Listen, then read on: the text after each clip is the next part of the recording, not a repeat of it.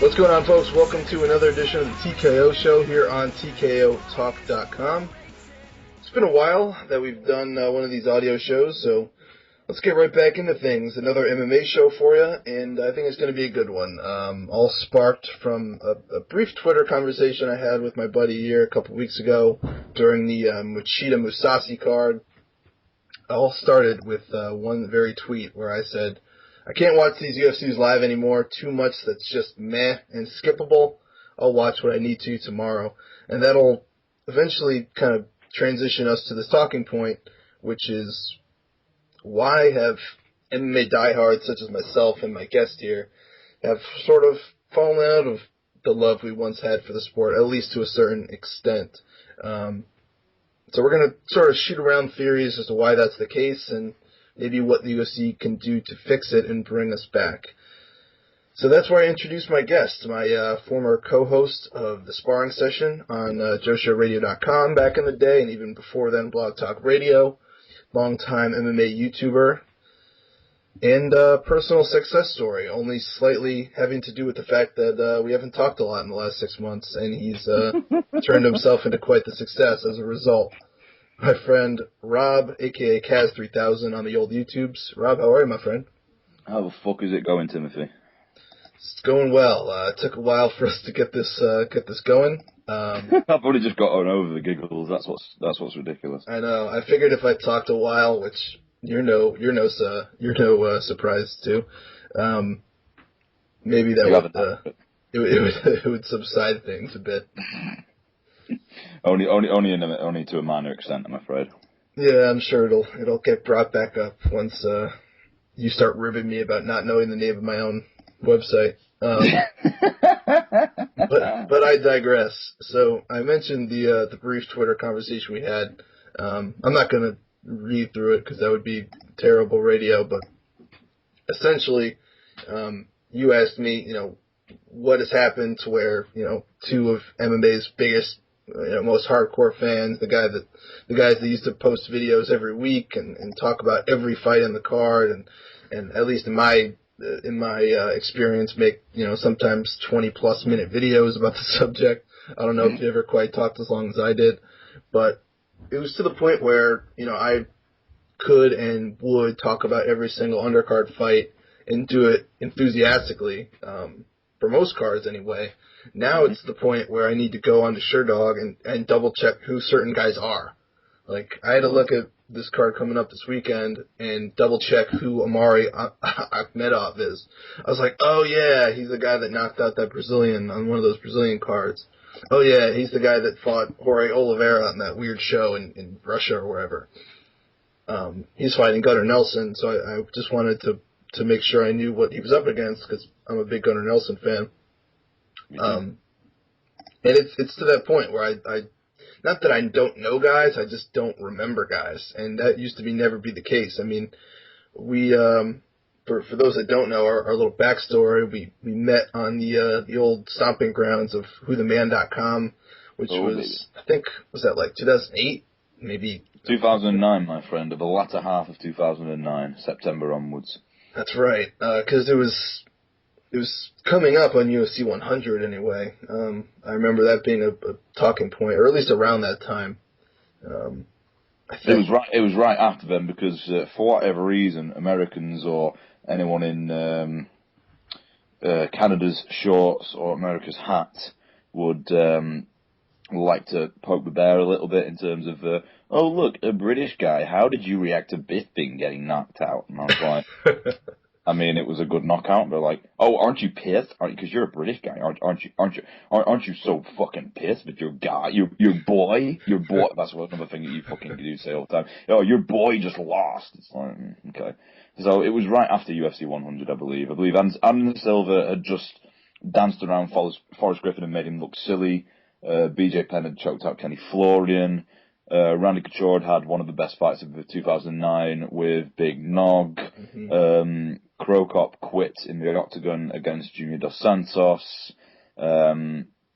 Vitor Belfort came back. UFC bought Affliction. All these things. Yeah, but oh my god, I'm getting nostalgic just bringing up shit like that, man. How fucking exciting was it back then? Oh I my know, god. and that wasn't even like people don't even see that as like the real prime of the sport. And No. this kind of brings my first sort of idea is I mean, we talked about on Twitter, we talked about the saturation of events, and if I remember correctly, there was like a solid 6, maybe like 4 to 6 weeks between UFC 99 and UFC 100. Mm-hmm. And people really, talked it up. I mean, it was a great card, so it didn't need that much hype really, but it just got people talking about it. And the oversaturation is just, that's killed it. I mean, Dana White has said for a while that he always liked the ESPN Friday Night Fights model. As did I when I was a teenager. Yeah, I mean, we had that over here too, but yeah, on Sky Sports, not ESPN. Yeah, at one point, I mean, it was awesome. Like, boxing fans would flock to it, and it's just slowly started, going downhill. I would argue that it was more fast than slow, but at this point, there's maybe one interesting guy per Friday Night Fights card, and that's a bit of a stretch. Interesting, define what you will. To me, there's rarely an interesting guy on Friday Night Fights, but I'm not as big of a boxing fan as I once was.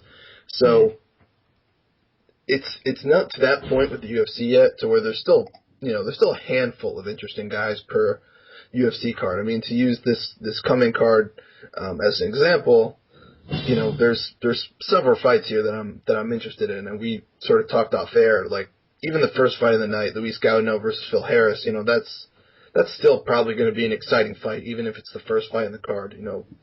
Taking the flyweight thing out of it, but you got Brad Pickett on there, even though he's not in a super awesome fight. In terms of opponents, it was a last minute replacement. It was supposed to be Ian McCall, which would have been great.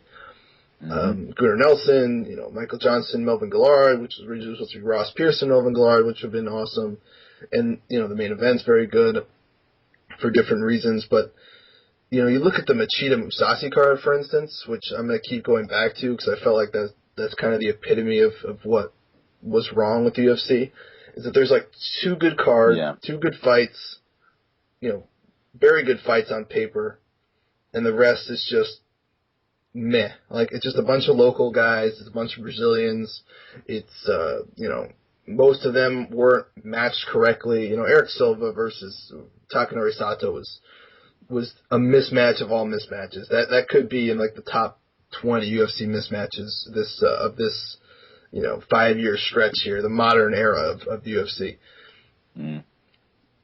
Basically, I mean, I don't know if there's a fix for this, because there's so many cities, there's so many markets that want venues, and they've invested so many contracts for fighters. Like, they can do this. Like, they have their own network now.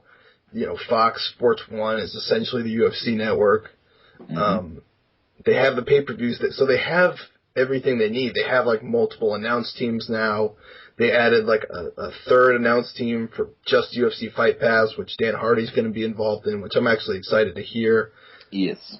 So they have the resources at this point. They even have multiple like ring card girls, and now they've used what's his name, the former WEC fight announcer. They've used him on a couple shows when Bruce Buffer Joe can't Martinez. make it.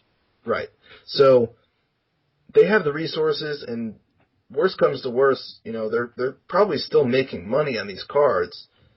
So is there any incentive for them to stop doing this and just flooding MMA fans with content? So, the scary part about that last sentiment was you listed a fucking laundry list of reasons of why it seems to be dipping a little bit, and you still didn't touch on everything. That's what's genuinely scary about it. And I talked for a long time. Yeah, I mean, there's the oversaturation of it. There's the fact that there's a lot of like generic guys who we just sort of pick straight from fucking wrestling college, random fellas who've got like less than 10 fights, and like, you know, maybe like a 9-1 or an 8-1 or an 8-2 or a 9-3 record or something like that. We just sort of bring them in there as a, oh yeah, but I started training MMA 3 years ago and I have a wrestling background. It's like, they're all carbon copies of each other, and we might win a fight here and there, we might lose a fight here and there, we step up in competition, we might do well, and then they'll come crashing back down as soon as we fight a prospect. But one reason why I actually genuinely got myself online was, I mean, for the one minor reason being that I like to wind people up, and it's just a fucking, it's a talent of mine if I don't say so myself. But the other one is that I like fighting my own guy's sort of corner, and the fact that in boxing, we've put up with it for decades now, where you go to an American, what do you think of this guy? And it just so happens to be one of the British champions who won a world title back in the 90s or the 80s, and they go, he was a fucking bomb, man. He couldn't have beaten Muhammad Ali. And it's like, well, that was 3 weight classes heavier, and, well, that's beside the point. But anyway, you see what I'm getting at. That's like an old Who the Man argument right there. Exactly, yeah. Well, this guy won't win because he doesn't have a star and stripes next to his name. He's just got a Union Jack, and he's from Great Britain, you know, or any sort of fucking obscenities that they'll come out with. So that's one of the reasons I got on here, because, you know, Bisping's getting shit, Dan Hardy was getting shit, you know, John Hathaway was coming up back then, you know, Paul Daly was ripping shit up in other organisations as well, up till UFC 103 when he debuted. So I was there like, oh, okay, yeah, Ultimate Fighter 9 just happened, which I'm currently showing my girlfriend as of now, and she absolutely loves that series so far. You know, so that was like the last good season, the Ultimate Fighter. Yes, thank you, my friend. I 100% agree with you. But you see where I'm getting at. There was more interest for the UK market, and it was starting to pick up a bit. And a lot of guys who I've been following on smaller, more regional shows for ages were starting to get a little bit noticed and get chances in the UFC. There was the whole like UK versus America thing for a little while. Who went out of this guy and this guy? It was fucking exciting. Like, genuinely something you could get behind. And now it's like, oh, we're going here, so we have to sign some British people. We're going to Macau, so we have to sign some Asians. A lot of which not even fucking Chinese. Like, that's the funniest thing ever to me. It's like, how good is that? It's like Dong Young Kim headlining a Chinese show. It's like, that's like if the UFC went to Mexico and they brought a Canadian. Like, that would be the comparison. Oh, yeah, you're on the same continent. Like, you all look the same. It's like, oh yeah, we're going to Argentina, ladies and gentlemen. Anderson, the Spider, Silva. Oh, yeah, that's the same country, isn't it? Yeah, they speak the same language. Like, no. Well, they might be popular in that country. It's just like it's the principle of the thing. Mm-hmm. Well, you see what I'm getting at. I mean, even this card, for example. I mean, you know, I know a lot of British people who like Gunnar Nelson, but I mean, the dude's Icelandic with an Irish accent. And he's very, very unique in that sort of sense, and he's got a very sort of like Fedor-esque aura about him, which I really do fucking dig. And of course, there's the multi-million pay-per-view selling star known as Omari Akhmedov who he's fighting. We've even got such stars as Igor Arroyo. That guy that everyone knows. He's fighting someone with the nickname the Cheesecake Assassin of all things. We've also got such stars as Claudio Henrique de Silva, you know, who flies a British flag proudly. Let me just point out, not, you know. So it's getting to a point, you know. I mean, for fuck's sake, the matchmaking is fucked. The UFC, whoever's scouting for the UFC has gone looking for prospects at the moment. They're missing the boat on so many people. Of course, we can't get everyone. There's people who are gonna maybe turn the UFC down or not go looking for the UFC before they find them, and we're going to try and test the waters in other promotions, get more experience. Jimmy Manuwa played them fucking brilliantly. He should be proud of what he accomplished to get to the UFC. They came to him in 2009. He said, no, I've only had 5 fights. They came to him in 2010, and he said, no. 2011, he said, no, I've only had 8 fights. And then they came to him in 2012 when he had just about 10 fights and said, okay, now I'll give it a go. And he said within 2 years I'll be contending for a title. Here he is, 2 years later, contending for a title. Even if he gets fucking blasted by Alexander Gustafsson, he played a fucking good one. And and I'll tell you right now, he's made a lot of money out of it. The dude was driving a Bentley before he was even in the UFC. He's done just fucking fine. He's got, it's not Beats by Dre, but another really popular headphone mate that a lot of fucking sceney swag fag kids wear. He's like got these massive golden headphones with Lions Eat First, which is his brand logo on going over him. I don't think it is Beats by Dre. It's one similar to that, but these bright gold headphones with black muffs on them, and it says Lions Eat First in like white chrome writing on the top, and they look fucking wicked.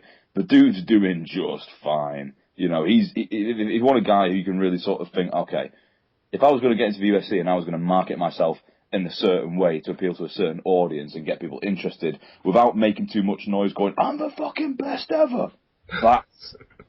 That's how you fucking well do it, boys. I mean, he's done exactly what he needed to do.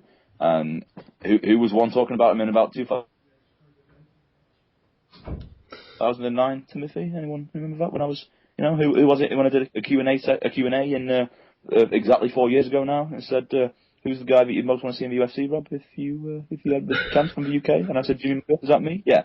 Well, you know, yes. And now everyone's his biggest fan. I gave you credit from the start on him. I mean, you do indeed, my friend. You do indeed. I appreciate that. I was, I'm not saying I was off the wagon, but I was not paying attention, and you made sure I did.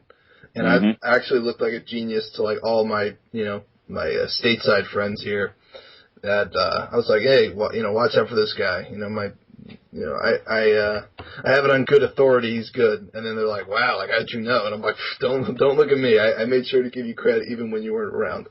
But, I mean, well, I give you credit in places as well. Like for example, Cain Velasquez being one of them. Ronaldo Jacare Souza being another one of them when he came over from Pride, you know, and went to Strikeforce. I always said, you know, yeah, if it's a guy that you're really interested in, I believe there's a gentleman on YouTube from the US of A, Connecticut, who talks about this fellow quite highly. So yeah, and you were always directed there. So yeah, there's always and then when it comes to, I believe it's Mio Dread, otherwise known as Mike Magus, I give credit to him for noticing Stipe Miocic, whereas I thought he was fucking shit when I saw his I know. I'm still eating crow on that. Yeah, and you know, but just little things like everyone gets a knack now and again. But when I was at my peak of interest in terms of making prediction videos, my speciality was upsets, where everyone was just sort of like, okay, so when he beats this guy and fights for a title, and I'd just go, wait to cut and pick in minute, boys. I think you've missed a trick here. And then all of a sudden I call him that upset. One of them being Matt Serra versus GSP, and still no one believes me about that because I wasn't making videos in 2007, so it's hard for me to prove that I did pick that, but, you know, believe what you want. So I've always had a bit of a knack for seeing those sort of things, and, yeah, so it's a shame that things have dipped down like that. There's guys who got into the UFC and have been fucked over by them and or just been a massive victim of circumstance in terms of they had all the talent in the world, but they were plagued with injuries. They're still doing really well, but they're just not being marketed that well, and then they'll lose to a guy that no one's heard of, and that knocks the rapport all the way down. And it's just sort of like, who can I get behind? And it's not even like a sense of wanting to belong to a fucking cult that follows a specific athlete. It's more a case of, well, I like him. And I want to see him do well, and I believe he can do well. And that's not because I'm grabbing on someone who I think is best. I just like the way they fight, and I like to see that style, you know, succeed in the long run.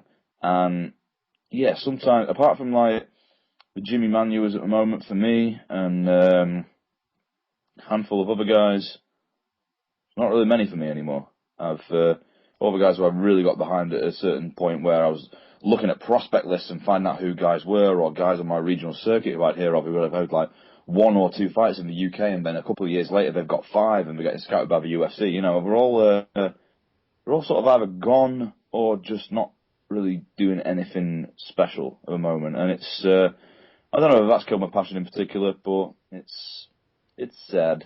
It's sad. It definitely plays a role. I mean, there's a couple things I want to touch on there. The first being what you said about scouting and matchmaking and how that has played such a role. Like, one of my theories as to how they could potentially fix this is getting a third matchmaker, because I think there's only so much work that Joe Silva and Sean Shelby can do. As far as I know, Sean Shelby handles 145 and down, and Joe Silva does the rest, which is a lot. I mean, especially with the amount of fighters that they have, and they have to travel to all these events, and they have to be there to watch these guys live. It's a huge slate of work, and, you know, when they were running a show a month, the occasional fight night, the occasional Ultimate Fighter finale, it was feasible for them to match guys properly and to match guys tough and to match guys in an exciting fashion. At this point, I just don't think it's feasible. I think they need a third guy. They need someone, you know, that's knowledgeable of the sport. Maybe a younger. I'm not like lobbying for the job by any means, although I take it.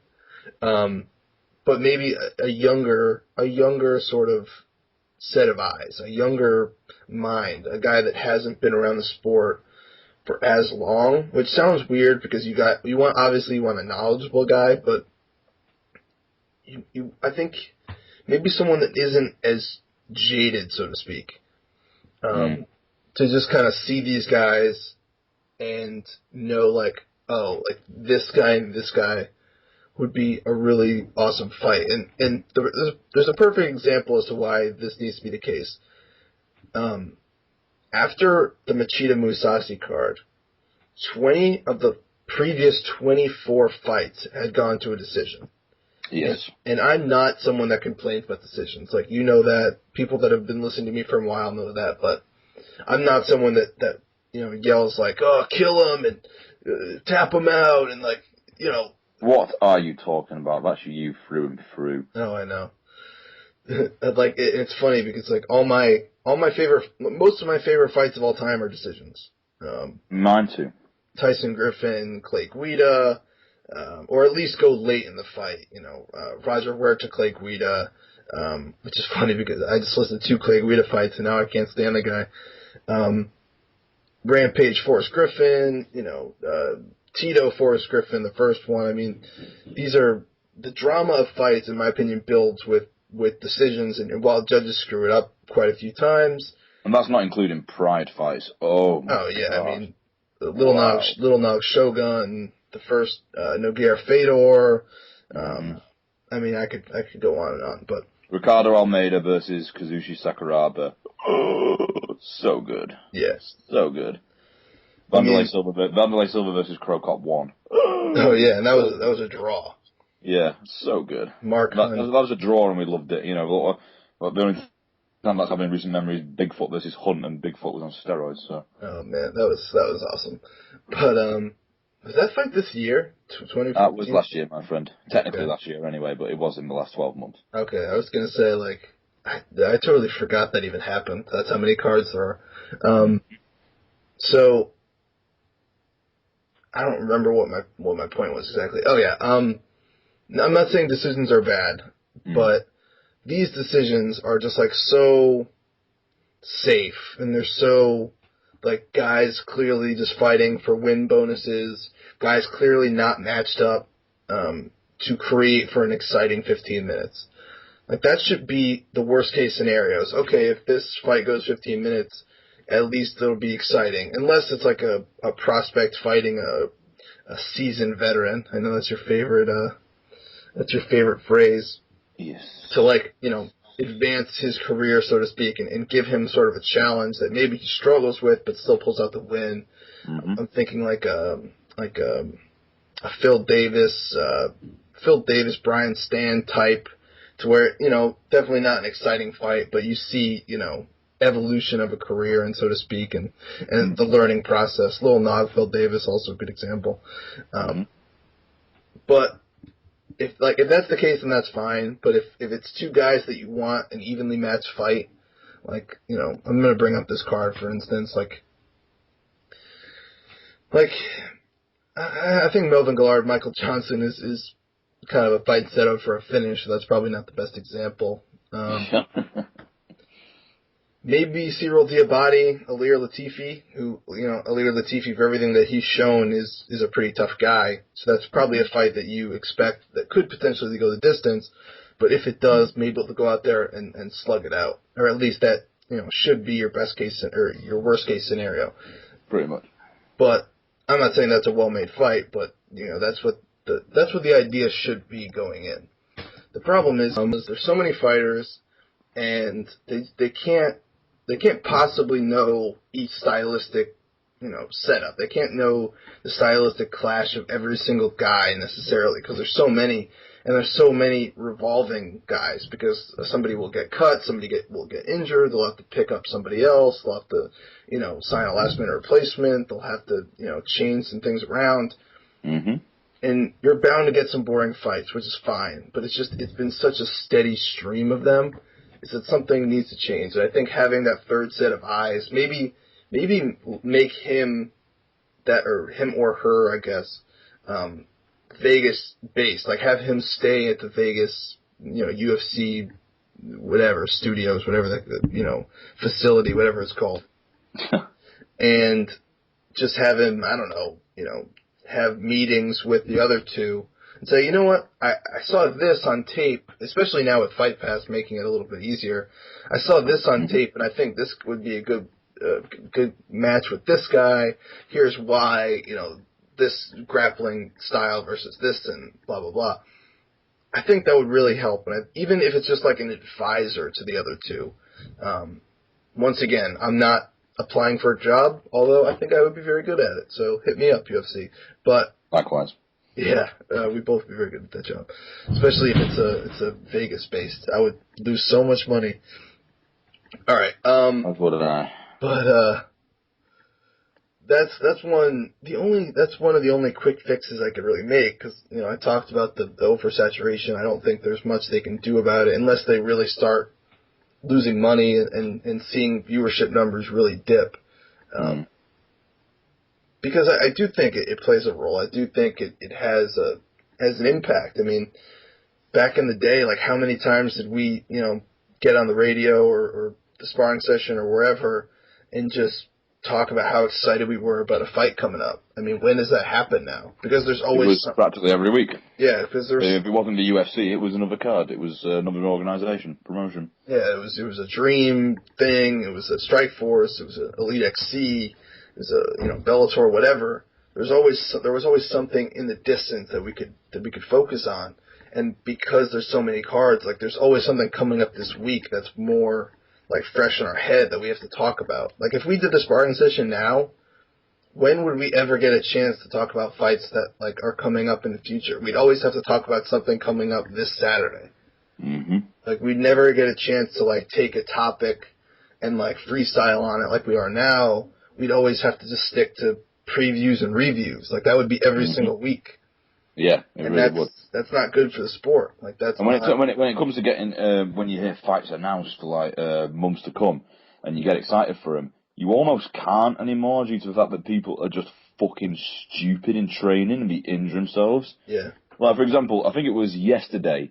Do you know what fight was announced yesterday? Have a guess. You probably know, but if it doesn't come straight to you, I'm going to have to say it.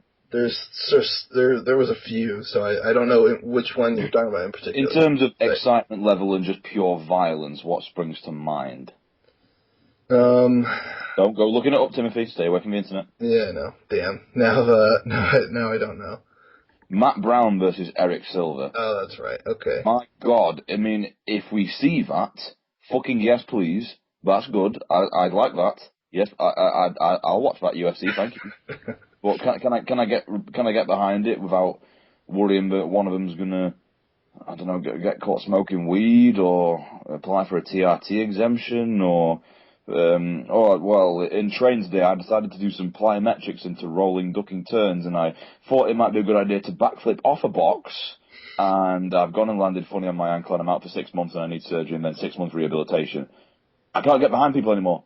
No. I was getting really, for a fact, I think it was literally a year and a few months ago. Oh, what are you most excited about coming into 2013, Rob? This is your voice, by the way. And I said, well, I'm excited for a few things, but I'll tell you one thing. I'm really glad they signed Conor McGregor. Oh, what goes and happens? He injured himself for fucking 8 months. Thank you very fucking much, for Christ's sake. That wasn't his fault, in all fairness. That happened in the middle of a fight. And if you're going to get injured anywhere, I suppose the fight is the one where we can sort of say, okay, fair enough, they were fighting. But what is it that people are doing in training? I mean, I was injured last year, which stopped me from being able to fight the way I'd like to. But that was sort of like self-induced in a sense, but at the same time, I'm a beginner. I'm semi-professional. I'm not professional. So, I've got surrounded myself with the right people now, and I know what I'm doing, and being a relatively recently qualified personal trainer myself, I'm smarter with training regimes. I know when rest periods should come in. I know how diet should be. I know what sleep cycles should look like, etc., etc., etc. So I'm better at looking after myself now. But I'll tell you one thing. I mean, I don't know if a lot of UFC fighters and professional athletes have hire nutritionists. They should probably hire personal trainers as well, because I know a lot of them have got too much ego and they're too fucking arrogant to do that. But at the same time, I mean, if there's anyone who they wants also probably don't want to pay for it. It's worth it. Yeah, exactly, man. But yeah, they'll pay to fly to where they're fighting. They'll pay for a nutritionalist when it's pretty fucking easy. Chicken, rice, broccoli. There you go. That's how you lose weight. You're welcome. I mean, literally, chicken, rice, broccoli. You'll lose weight. You'll put on muscle if you train, eat, and sleep right. I mean, fucking try it. See if you don't believe me. Oh, and drink a lot of water. But anyway, what I was getting at. But yeah, basically, so it's like you need to be paying nutritionists. You need Mike Dolce to get you down to weight. You're just being fucking lazy and you don't spend enough time on the internet. Yes, in 2014, that is an acceptable quote to say you don't spend enough time on the internet. Because I mean, it's an abundance of information. A lot of it's subjective here and there, and user uploaded content, but that doesn't mean the user's talking shit all the time.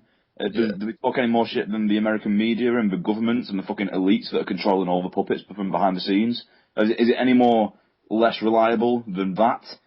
Oh, well, we're doing something behind the scenes. Oh, look, here's a natural disaster. Go and look at that while we go and rub our hands together and plot something, But I'm the ridiculous one for going online and looking stuff up that's been submitted by a user. Come on, man.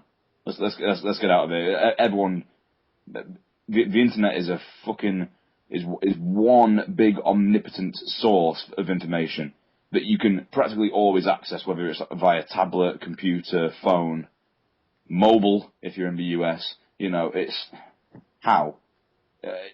And people are still struggling to make weight, for Christ's sake.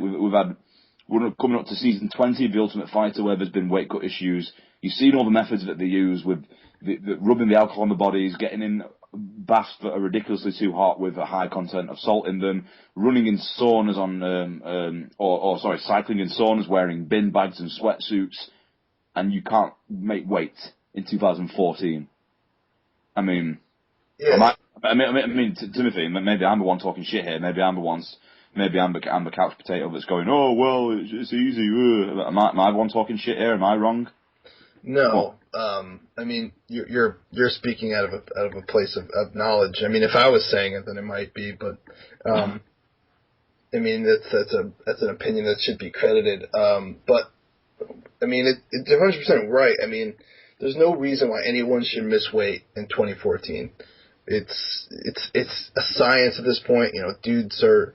And it's also, nobody should be making unhealthy weight cuts. Like, there should be enough knowledgeable people around that know what's good and what isn't. Especially, like, for a guy like Nate Marquardt, I remember saying when he first said he would drop to 170, like, you could go, you can't go back anymore because the website shut down. But if it wasn't, you could go back to Joe Show Radio, the archives.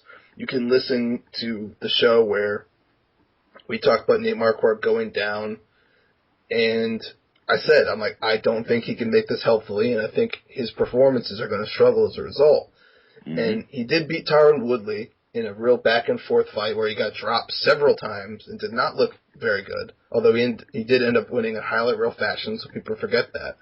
But he went on to just get obliterated by Hector Lombard, I mean, there's no shame in losing to these guys, but for a guy that always had a stout chin, and he was a big middleweight as well. He made Damian Maia do a backflip with one punch. Yeah, I mean, he was a strong, well put together middleweight, an elite middleweight, and body slammed Anderson Silva. Yeah, and that was his Okami's takedowns. That was his only TKO loss in his entire 40 fight career was to Anderson Silva, and that was by ground and pound. That wasn't even, via punches. And all of a sudden he goes down to 170. Oh, look, he's getting lamped every fight. It shouldn't be a surprise. And you know why I hate him now, don't you? I wasn't sure you were a huge fan before, so just remind me. Why would I hate him even more? What's one of the reasons I hate T4Ts? There's several reasons. Vandalay Silva, there's a clue. I would assume it has something to do with with steroid use and like TRT use. No. I wondered you were going to go down one of a few avenues there, and you unfortunately picked the incorrect one. He fucking turned his back and ran away. Oh, that's right. And Hector Lombard kept hitting him, and he did the fucking bird dance. Yeah. Do you remember that fucking cheesy song that came out in the 80s where it was like... Or what's his name versus Anthony Njokuani? Which Chris Hordesky, when he like turned and ran away, and Njokuani proceeded to kick him in the head. He sort of jogged away in a sense to sort of like create a bit of space. Whereas if you, Patrick Cummins did it recently, and I thought, oh wow, I actually liked you. You know, he turned away and sprinted like, "Mommy!" It was, wow. What do you say to that? Fucking hell. Yeah. I spar with. There's a 13-year-old in my gym who I hit pretty hard, and he doesn't turn his fucking back on me. And you're a grown man, and you're fucking turning away from your opponent and sprinting. Come on, man. But, you know, there's one thing as well. I mean, Hector Lombard made that boy do all sorts of dances. Like, imagine if Amir Khan got hit by a big punch like he does, and he just turned around and did the stanky leg with his back turned to his opponent. You've got something along those lines. It's fucking embarrassing. Yeah, and I mean, but like he has, you know, who the MMA media and MMA fans illustrate as like the best minds in MMA around him. You know, Trevor Whitman, Greg Jackson, Firas Zahabi, all these guys are around Name Arcor, and nobody was like, hey, maybe that's not a great idea. Everyone's like, you can only help yourself so much. I mean, really, it's all down to you at the end of the day, and you know, surrounding yourself with yes men or yes Nate, 3 bags full Nate. It's not healthy, man. That's another, I think, big issue in MMA is like guys surrounding themselves with the wrong people, and it's like, yeah, I'll take that fight on short notice. It's like there's I don't have a problem with that. I don't have a problem with that at all. No, I mean, in certain scenarios, I have no problem with it. Like what Pat Cummins did, that was a no downside scenario. He was going to get destroyed if he had 8 weeks to prepare or 8 days. He got it. He now is probably going to get a second and third fight. People know his name. That's a no downside scenario. If you're like a real, like what Lyoto Machida is doing against Chris Weidman, it might not be the smartest thing because he came out of that Mousasi fight with like a pretty serious foot injury. And if he, you know, for whatever reason can't put weight on it or whatever, and that's gonna hurt his training. I mean, I love the fact that he stepped in because I am looking forward to that fight. Because I really think, I mean, go back to guys that we've supported for a long, long time. Back when I did a solo version of this show on Blog Talk Radio, I talked about Chris Weidman when he was 2-0 fighting in Ring of Combat. I mean, you could literally go back and find that.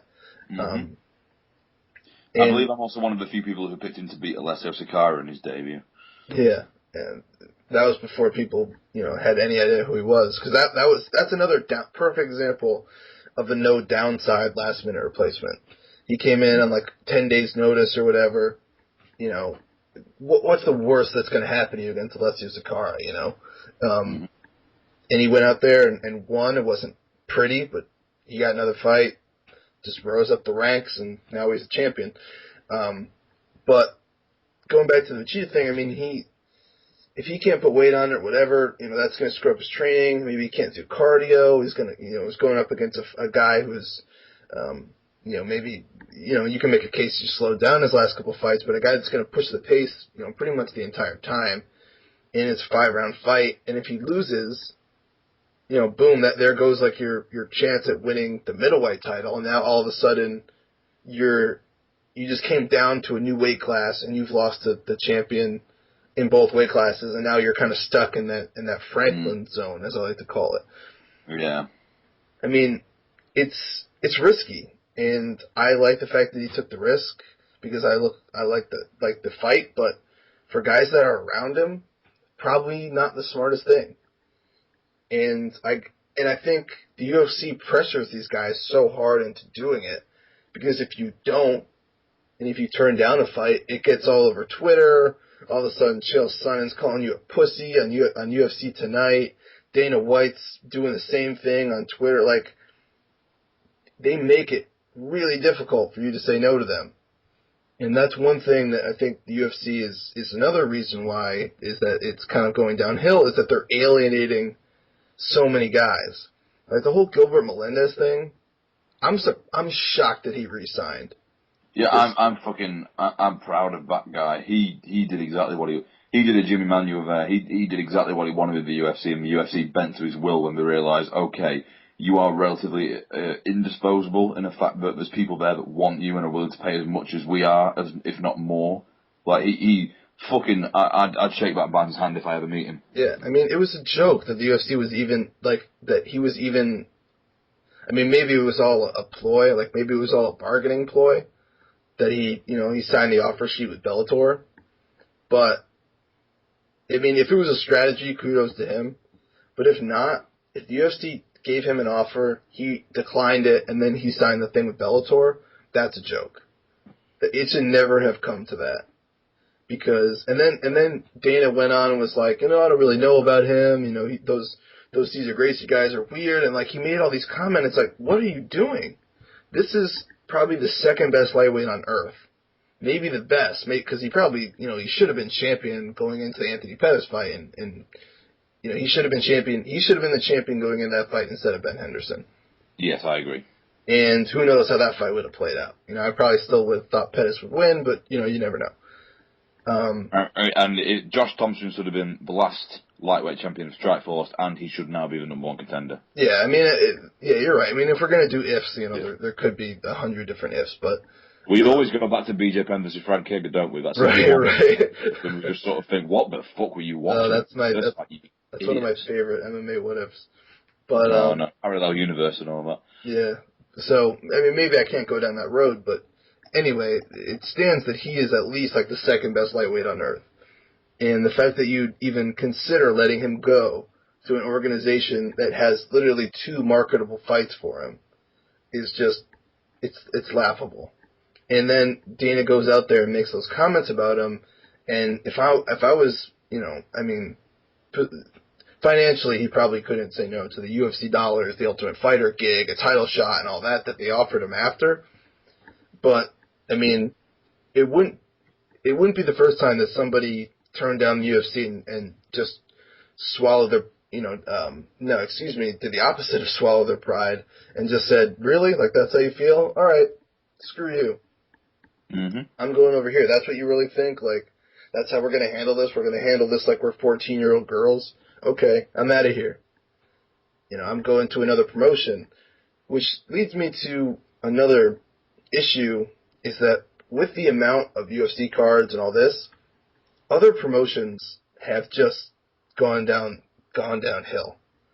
I mean, How many times did me and you legitimately go back and forth and talk about how exciting we were about Bama cards? Oh God, they really were the days.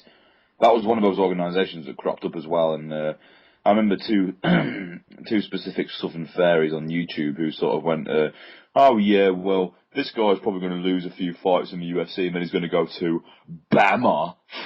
Fucking Bama. What the fuck is Bama? And it ended up actually being a pretty good organisation. And I remember those guys. Oh yeah, you do remember those guys. I don't even want to name them because they don't deserve that fucking sort of recognition. But you see what I'm getting at. It's, I mean, again, I bring this up so often that I make myself sick talking about it. But again, just for anyone who hasn't heard anything from me or you for a while on this or the first time listening to this podcast, if you remember 2010, the Strikeforce Heavyweight Grand Prix. Oh my God, how fucking unreal was that when it was proposed? Yep. I mean, and then everyone's sort of going, so what do you have to say to the criticisms that Dana White's been making about Strikeforce recently? And the big bellied twat stands there this is Scott Coker, the head of Strikeforce, or the previous head of Strikeforce for anyone who's confused. Stands there and goes, well, I mean, we have the best heavyweight division in the world. What else can Dana say? And then a few people went, no, you don't, because wait. No, wait, he's probably he right. actually does. I mean, he has fucking Fedor, he has Verdum, he has Arlovsky, he has Karatonov, he has Daniel Cormier, he has Josh Barnett, he has Bigfoot Silva. You know, it was just sort of like, oh shit. Who else? Alistair fucking Overeem when he was considered a god in the MMA community. You know what I mean? It was just sort of like, your move, Mr. fucking White, your fucking move, and now we can't get that anymore. I mean, Bellator still has some fucking monsters in the lighter divisions to the point where I think some of them would be UFC champions. I mean, Eddie Alvarez on his good day can probably beat anyone of his height and weight. Let's just be fucking fair about that. You don't fight Eddie Alvarez expecting an easy fight. Yeah. Same thing with Michael Chandler as well. I believe he just squeaked out that decision against Eddie Alvarez in the second fight, but they'll probably fight again, so it's okay. It's not out of the realm of possibility that those are the two best lightweights on earth. Precisely. So, you know, and I'd say after that first fight with Eddie Alvarez that Michael Chandler had, where he bossed him around the octagon for 1 round, got bossed back for 2 rounds, and then in the 4th round he bossed him back and beat him and finished him, I was like, and that guy would be UFC champion if he wasn't in Bellator. And that sparks debate, and that sparks intrigue, and then that sparks like, okay, so it sparks a boxing thing. People say all these different titles in boxing are a bad thing. No, they're not, because you get more title fights, and people tune into title fights because of the fact that they're named or they're labelled as title fights. We get like 1 title fight per division annually in the UFC now. We used to get them a lot more often. How is it that in this day and age people are getting a lot more injured? Yeah, Randy Couture used to fight 3 or 4 times a year. Chuck Liddell used to fight 3 or 4 times a year. 2 or 3 pay-per-view cards apart when fight nights weren't just in fucking abundance for the sake of being in abundance. You know, I mean, how is that happening now? And we had competition, we had, you know, a little bit of debate there. Who'd win out of this guy and this guy? It's the Floyd Mayweather-Manny Pacquiao situation, you know. At one point it was who'd win out of Anderson Silva and Hector Lombard. At one point it was who'd win out of GSP and Ben Askren. At another point it was fucking who'd win out of Jose Aldo and Pat Curran. There was so much good shit there. And now it's like, yeah. Well, there is that Russian guy at heavy. Oh no, wait, Cain Velasquez. Yeah. There is the Polish guy at light heavyweight. Oh wait, no, John Jones. You know, so it's only really the lightweight division now. I believe Eduardo Dantas could really give anyone a fight at bantamweight, including Renan Barão, as long as he keeps his chin down. And that's another thing as well. Dominic Cruz just can't seem to keep his knees on attached to his hips. That's like a. I mean, I'm not like a huge Dominic Cruz fan, but that's just like a athletic tragedy. See, I'm a massive Dominic Cruz fan in terms of the way he fights. I don't know much. I mean, I hear him on UFC Tonight, and he doesn't annoy me as much as other people do on UFC Tonight and pay-per-view cards and commentary and shit like that. And from what I've seen of him, you know, he's a little bit introvert and a little bit arrogant, but, you know, I've been labelled as arrogant for the last few years, being on the internet as well, and I'm pretty comfortable with it, so I can relate there. I like people who can push buttons without even trying. I think that, again, I think that's a talent. He's also like, I did meet him at the Fan Expo, and he was just like, there was I think it was right before the weigh-ins, actually, and they were showing like a promo up on the big screen, and he was literally just like leaning up against a wall drinking a coffee, and all my friends had already met him, like in lines and whatever, so I just went up to him and I said, "Hey, Dominic, big fan, like, you mind if I get a picture?" And he's like, "Yeah, sure, no problem." Like, very approachable guy, like, you know, I'm like, I felt almost bad for just like bothering him in a small time frame where you could just, you know, sit, relax and have a cup of coffee, but, you know, had no ill will towards me, took a good picture and you know, went on about his business, but, you know, real nice, seemed down to earth guy in that couple minutes or like 60 seconds I talked to him. But there was two things I wanted to touch on. Was one of which is definitely the competition between organizations. Like, that just doesn't happen anymore. I mentioned the Bama thing. Like, there would be cards where just like it'd be stacked. Like oh man, like I can't wait to watch this. I can't wait to watch this. And now, like, all these small local organizations are struggling because a guy, like you said earlier, will have like 6 or, you know, 5 or 6 fights, and he'll just look, you know, even like solid, and the UFC will sign him up.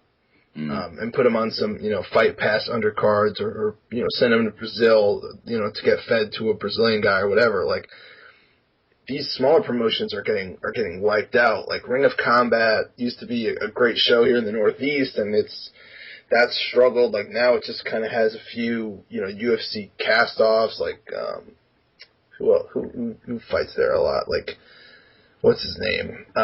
Dude that was on The Ultimate Fighter. Well, Is this a Brazilian gentleman we're referring to? No, it's like a it's a dude from New Jersey. He was. I think you're on about Ally Quinta. No, he's actually good. This is he might be a training partner of Ally Quinta, but maybe I'll think of his name later. But it's a lot of UFC cast-offs that were there for a very short while that used to fight in the Northeast, like Greg Soto and these guys. He wasn't the one I was thinking of, but guys like that are big in these Northeast shows, and even what's his name? The dude that just I think he actually just got signed recently to the UFC. But anyway, these guys were not even class. I think he was a welterweight, but I'm not. He's not worth me thinking about. He's a guy that barely made an impact on the Northeast circuit, and the UFC's signing him up just because they need bodies. I mean, John Howard, he rattled off quite a few wins, and he's UFC caliber, but he didn't set the world on fire up here. And the UFC signed him right back up. Albeit it was a last minute replacement, and he did end up winning that fight against Tiger Schulman's guy. But this is to the point, this is a perfect example of what I mean, is that there's so many guys I can't even think of, guys I actually like's name. At what point would you think it would be safe to say that you knew every guy on the roster? Oh. What point? Yeah, I would say, even a year and a half, 2 years ago. Yeah, and now you have to remember 456 men and women. Yeah, I could literally, 2 years ago, I could rattle off every single guy on the UFC roster. Yeah, I think I probably could as well. Give me some pen and paper and a little bit of time, and no problem, I could do it. But now, there's not a chance. I mean, I've literally got the list of recent signees in front of me, and good lord, it's embarrassing. Yeah. I mean, I'll read this out just for anyone who is a casual, borderline casual / hardcore sort of fan of MMA. Okay, we have. Everyone ready for this? This is on Wikipedia. You can all find this. It's very easy to find. We've got Alexandra Albu at women's bantamweight. It's okay about the women's fight. I'll skip over women's because that's a little bit unfair. Apart from that, there's some reason signed Shayna Baszler, even though she's fucking awful. We have Jim Ehlers, or Allers at featherweight. Jan Blachowicz, I actually do know. Steve Boss, really? I didn't even know they signed Jan Blachowicz. Yeah, Jan Blachowicz is now in the UFC. That's a good signing. Yeah, it's not too bad. 17-3 record. Steve Boss, again, another light heavyweight I know of. Oh, he's the former hockey enforcer. Oh, good lord. Well, I saw Canadian next to his name, and that doesn't surprise me. He knocked out Houston Alexander once upon a time. Oh, good lord, another one. Right, okay. But, yeah, and then the only reason I know who Yodane Cedino is because he fought on the card before last. Same with Ernest Chavez. Same with Patrick Cummins getting mauled by Daniel Cormier. Geronimo Dos Santos was a guy I was looking forward to seeing just because of the fact that it's a body at heavyweight and he's got knockout power. Anyone at heavyweight who's got knockout power, I'm relatively interested in. I don't really care. Robert Drysdale because he's an absolutely amazing jiu-jitsu practitioner at light heavyweight. And then we get down to where it gets a little bit dry from there on in. We have Mark Adiva, who is apparently from the Philippines, 6-0. Yeah, he's not. We have Joe Ellenberger, who's the only reason we know who he is because of Jake Ellenberger, who's older brother. But he does have a respectable record of 14-1. Cody Gibson, again, only reason we know him, recently fought. Tim Gorman, never heard of him. No, Nick Guang Yu, he's 3-2. Yeah, never heard of him. That's about right. He's probably signed for the Macau show. We have a German called Nick Hein at lightweight. Who that is. Yeah, Claudio Henrique da Silva. Only reason I know him is because he fought in Bama and he's fighting this weekend. We have a Korean called Do Ho Choi, who I've never seen fight in my life. I know Guto No, Guto Innocente, I know because he's a heavyweight. Anthony Johnson's now at light heavyweight and he signed Oh, to actually, no. Dooho Choi is actually good. He knocked out Mitsuhiro Ishida. Had a couple flying knee KOs. He's actually pretty good. Oh, okay, fair enough. Adam Khaliev got the knockout of the year in 2011 with his tornado kick, so I know who he is. Okay, here's a few more that you'll probably laugh at, Timmy. I'm sure you won't have known. This dude from Israel, Noad Lachat. No idea who that is. Noad Lachat is 7-0. We also have a gentleman called Derek Lewis at heavyweight from America. Oh, yeah, he sucks. Yeah, Nate Loughran at welterweight, who I happen to know. Oh, yeah. Ruslan Magomedov, the only reason I know him is because he got knocked out by one of my favourite heavyweights of all time, Konstantin Glubyov. Oh, yeah. And then it gets a little bit more interesting again. We've got the great Jack May at heavyweight, 7-0. No, neither do I. Alberto Mina at welterweight. That's another world killer. There's the cheesecake assassin Danny Mitchell. Pedro Munoz, who just put up a respectable fight against Rafael Sunsao, but not fantastic. He's a leg block guy with not a lot of striking. For those who are listening and don't know who he is, not UFC ready. No. Mats Nilsson, again, only reason I know him, fighting this weekend. Alexei Olejnik, who I believe fought Krokop once upon a time in Pride. The king of the Ezekiel choke. Yep. Alan Omar, I believe fought once. I think I've heard of him. Well, you may have heard him just because he's the only fighter in the UFC who's from Iraq. I'm gonna sure dog him real quick because that name did he like lose to someone good? Good lord, man! Don't fucking ask me. I think he did. I think he lost to someone good. And then we have some even more exciting names as Paweł Polak from Poland, 10-0. We've got Hernani Perpetuo from Brazil. We've got Victor Pesta from Czechoslovakia. We've got Juan Potts from South Africa. Neil Seary from Ireland, who's got a respectable record of fucking 13-9. We've got Douglas Silva de Andrade, Andreas Stahl, Sean Strickland, Hans Stringer, Michiniro Tanaka, Francisco Trevino, Alexander Yakovlev, and Jianping Yang. So there's all the fucking world beaters we've got signed to the UFC, ladies and gentlemen. All well-known names from respectable organizations, as you know. The signings that they do for Japanese fighters are always jokes. Like aside from Kawajiri, and Dooho Choi, I suppose, but he's Korean. What about Michiniro Tanaka? I don't know that guy. He's 9-0. No, he's not very good. But like Takanori Sato, who they signed, that got crushed by Eric Silva. Like when I saw that they signed him, I was baffled. Who's the other guy that just he got cut recently? He got cut from the UFC and immediately lost like his next 3 fights. It's like, oh, that's good. Like outside the UFC, like, oh yeah, he was clearly UFC caliber. Is this a Japanese guy? He was a bantamweight. I think he lost to Von Lee. No, Takadome just. Yeah, Takadome. That's who it was. Yeah, he just fought recently though, didn't he? Yeah, and he lost. He's lost like his last 3. Wasn't that a really good fight though on the last UFC card? Yeah, I mean he's exciting enough, but like in terms of actual like good Japanese fighters, they missed the boat often. There was actually a decent one. Please tell me why they've not signed Isao Kobayashi yet. Oh, there's a lot of weird. I mean, to be fair, there's a lot of weird reasons why guys don't get signed. Like some guys don't like fighting in the cage. Like for a long time, Kawajiri had no interest in fighting stateside. Some guys are just like turned off by the UFC and how they treat certain guys. Like Japanese fighters have a lot more. This is gonna sound like a real cheesy pun. They have a lot more pride than you would think. And there's a certain sense of countrywide pride to stay in the country and fight in the country. So that definitely plays a role. There's only certain guys that want to go out and like, travel all over and fight all over. So that definitely plays a role. I'm not pretending like it's easy to find good Japanese fighters that are willing to play the UFC games. But the fact that that's even an issue is probably a good reason why they're not signing as good of fighters. And I looked up Alan Omer, by the way. The good guy that he lost to was Mark Adams, and he fought in Bama 3, which is probably why I know the name.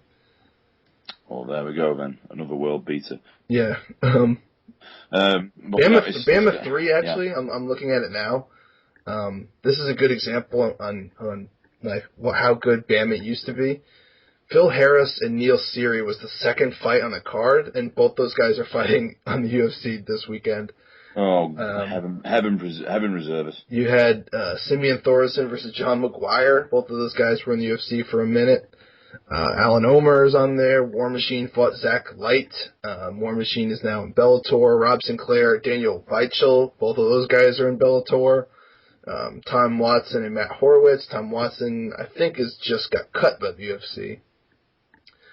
He's still in the UFC, actually. Oh, good.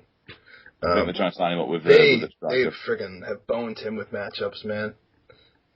They have not given him. Yeah, they're trying to get him against. I believe what they were trying to do before they cut him was try to get him signed with Alessio Sakara. That's the fight they were looking at, which would have been nice. Oh yeah, that would have been awesome. By the way, before I forget, I don't know if you saw this or not. This has nothing to do with anything, but I wanted to bring it up to you at some point, and I just forgot until now. Hit me, big boy. I know it's one of your favorite fights. They just signed in Brazil a rematch of Melvin Manoff and Cyborg Santos. Fuck off. Yep. I just saw it. That's amazing. It's on MMA Fighting. Wow. What organization? I don't remember. And what fucking weight class? Where's Melvin Manoff now? He's dropping to 170, apparently. Good grief, he was a heavyweight in K1. That's scary. Dude's gonna die. I'll send you the link, but I want. See, there's guys like that who I would love in the UFC. Remember, a couple 6-9 months ago, he was like in talks about signing, and it never happened. Yeah. Like what the hell? What the hell? It was because someone lay and paraded him in another organisation. Man, he was there trying to bang him. That was a shitty decision. Some dude literally again turned his back and sprinted 3/4 of the way the circumference of the cage they were fighting in. Go and find it. I think it was in World Series of Fighting. Is that the Singapore one? Oh no, that's 1FC. That's 1FC. 1FC, yeah, 1FC. Melvin Manoff fights a guy in 1FC2, the second ever card 1FC2 did.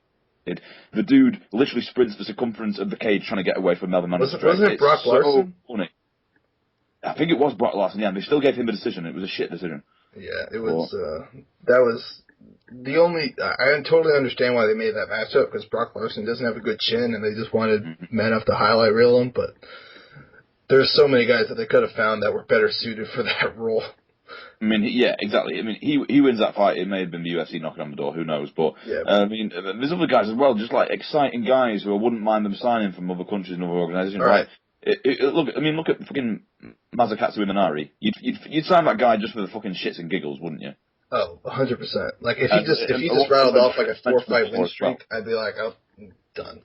But I think he's one of those guys that doesn't want to fight outside of Asia. Possibly. Well, another guy. Remember when K a bunch of times? He fought on Cage Rage, yeah, and he beat Robbie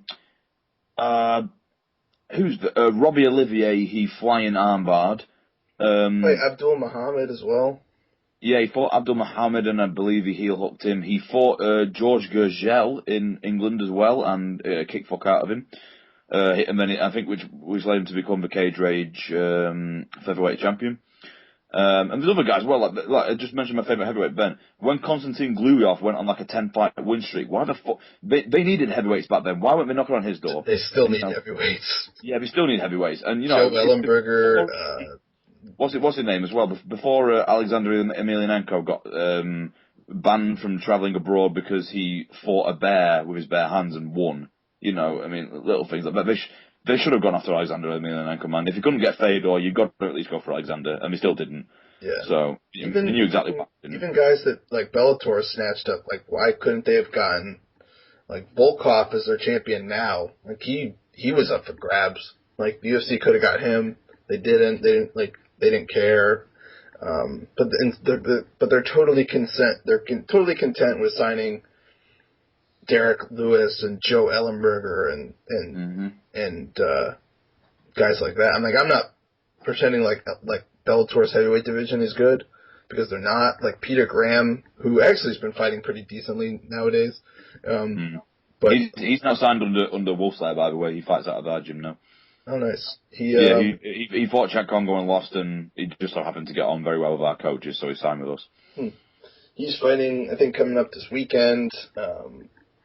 Like, LeVar Johnson is there, who couldn't make it in the UFC. I mean, Sean Jordan keeps getting run in the UFC despite continuously losing. It's sad. But one thing that I did want to get back to is something you mentioned a while ago, which really doesn't have a whole lot of bearing now, but I made a note to circle back to it, is just the lack of star power. Like you mentioned, guys like Chuck Liddell, guys like, Matt Hughes. I mean, I'm not a fan of these guys personally. I understand the point you're trying to make. Yeah, it's just like these guys were huge stars. Like even like people that I just like casually knew, like this is back when I was in high school. Like people like that just kind of knew about MMA and would watch it from time to time if it was a big fight. Like they'd be like, "Oh, did you see the Matt Hughes fight this weekend? Oh, did you see the Chuck Liddell fight? Did you see the Tito fight, the Rampage fight?" I'm trying to think, like those kind of guys, the Randy Couture fight. These guys were the Rich Franklin fight. These are another, like, all these guys are gone. And I think that is something. Like, the UFC isn't awesome at creating stars. Like, John Jones is kind of an aberrant case. He kind of made himself, I would say. I mean, I always think about how lucky the UFC got when they matched up him with Stephan Bonnar on the same card as GSP BJ Penn 2. And what a performance that was. Like, they had no idea that was coming. Nobody did, really. I mean, there were some people that were on the bandwagon. I was one of them. But there was some, like, nobody knew he was capable of what he did that night. Most people were picking Stephan Bonnar. Yeah, me too. And I was one of them. I think I remember saying I was rooting for John Jones heavily, and I think he has the potential, but I picked Stephan Bonnar. But the fact that was such a huge card and people got so much exposure to him, and I think he fought an undercard after that, but it was still on UFC 100. They lucked out, I think, with him. But like, if you look at like Weidman isn't as big a star as that he probably should be. Same with Cain Velasquez. Any of their lighter weight champions, At least he shifts pay-per-views, though. So Cain Velasquez shifts a lot of pay-per-views, more so than anything else. I mean, I'm glad because he's worth it. I mean, they should be pushing their English-speaking champions. Like, I think if Anthony Pettis fought more often, he could be a huge star, but he just doesn't. He fights like once a year, which is a shame. He's a fucking viral star, man. There's highlight reels of him all over the internet of doing jumping off the cage and kicking. Yeah, come on, man. I mean, he could be the guy that, like, those random casual fans come up to me and talk to me about. He just doesn't fight as often. Like, people don't, with the amount of cards, like, you need to be in people's, like, thought stream. And because he's just not, like, he'll get on camera and he'll pump his fist and, do whatever, but he needs to actually be, fighting. And he's fought Ben Henderson and, like, I think that's his only fight in the past, 12 months. It is. But, like, any of the lighter... Maybe a draw. I mean, it's hard. I mean, you go through weight divisions, it's like... Okay, so we start at the top, okay? Yeah. So we go Cain Velasquez, massive draw. Oh, wait, pretty much his last 5 fights, 3 of them were against Junior Dos Santos. 1 of them he got fucking one-bombed, I'm afraid. I know fucking Mexican on Fox. Fucking Cain Velasquez fans really getting me for that. But I mean, at the end of the day, the heavyweight champion got one-bombed in a minute and a half, whether you like it or not, and it wasn't too long ago, unfortunately. So there's that. John Jones, big star. Oh wait, no, sorry. A lot of people think he lost his last fight against Alexander Gustafsson, the fucking relatively unknown Swedish guy to the casual fans. And then you've got middleweight Chris Weidman. Oh wait, no, most people think the first 2 fights of Anderson Silva were flukes. Okay, so we have to get rid of that. And then who've we got? Oh, Hendricks versus Lawler. Oh wait, no, they're second best because GSP got rid of this title because he retired. Yeah, lightweight. Both of those guys are probably not even like the second biggest stars in their division. Like in terms of like Like, Nick Diaz is a bigger star than both those guys, and he hasn't fought in, who knows how long. And luckily, if Hector Lombard goes on a streak at welterweight, he has the potential to sort of transcend it a bit, because he was big in Bellator, and there was like one guy who everyone wanted in the UFC for about the space of 2 or 3 years. It was fucking Fedor, Mousasi, and Lombard. Yeah. Those were the 3 guys that everyone fucking wanted. Oh, and Aoki for a little bit as well, but he's a fucking glass chin days and prick. So let's hope Jake Shields is the reciprocator, or the beneficiary of Hector Lombard's transition to stardom. I mean, I'm not one to give early predictions away too easily, but if fucking Jake Ellenberg can do it, I think Lombard can do it. Anyway, and then we go back down to lightweight. The champion doesn't fucking fight enough. They're either always injured. Ben Henderson was never a fucking star because no one ever believed he actually won. Which is still the case. And then you get down below lightweight and people's interest starts to fade anyway. Jose Aldo. His highlight videos on YouTube have got well in excess of between 1 to 4 million views. He should probably be bigger than he is. That one confuses me the most, but it's probably the English-speaking thing that you keep alluding to. Mm-hmm. And then we get down to bantamweight. Dominic Cruz. Oh, wait, no, never fucking fights because he's always injured. So that rules that one out. Flyweights. Oh, wait, no, the midgets and the fucking champions lost quite a lot at a higher weight division. So it's hopefully that knockout over Joseph Benavidez gets people to pay attention to him a little bit more. But I've just gone through every single weight division there, and not one of them can you provide me a compelling argument that, oh my god, they're fucking superstars. Well, the only one that I could bring up was the one you didn't mention, which is Ronda Rousey. But I think that's another... She has a vagina, that doesn't count. I would hope that... I think that falls kind of under the... I mean, maybe it doesn't. I think she's a self-made star, so I shouldn't put her in the John Jones case where there was a little bit of luck behind it. She's attractive to most people. She tends to be exciting. She finishes fights. She's got everything the UFC wants. They made a female division and are now going to make a second one strictly because of her, and you really can't argue the opposite. Mm-hmm. So I would say that she's in that category, but going back to my examples, even when Matt Hughes and Rich Franklin and Rampage weren't champions, they were still stars. People still wanted to see them. There's really not those guys out there. I would say if Nick Diaz fought regularly, I think he could be one of those guys. And that hurts me to say because I'm not a big Nick Diaz fan. But if you just look at the other divisions, I love watching Carlos Condit, and he's fighting this weekend. Or not this weekend, next weekend. And he's the co-main event, and it's going to be a cool fight with Tyron Woodley, I think. But he's not a star. I mean, you just go through the divisions. If you think of other top 10 guys, Roy Nelson, I don't think wins enough to where he could be a star. He was sort of getting there, I think, as he kept winning. But once people realized he wasn't that good, I think that hurt him a lot. Even Junior Dos Santos isn't that big a star. I think he's big. I think he's as big as he's going to get. Any of the lighter weight guys, I mean, Uriah Faber, I think, is up there. But the fact that he can't... really do have to get in starts in one round. The fact that he can't win the big one definitely hurts. And he keeps losing to champions. That's going to hurt his star power. Decisively. Yeah, decisively. But Vitor Belfort, maybe, just because he's been around for so long.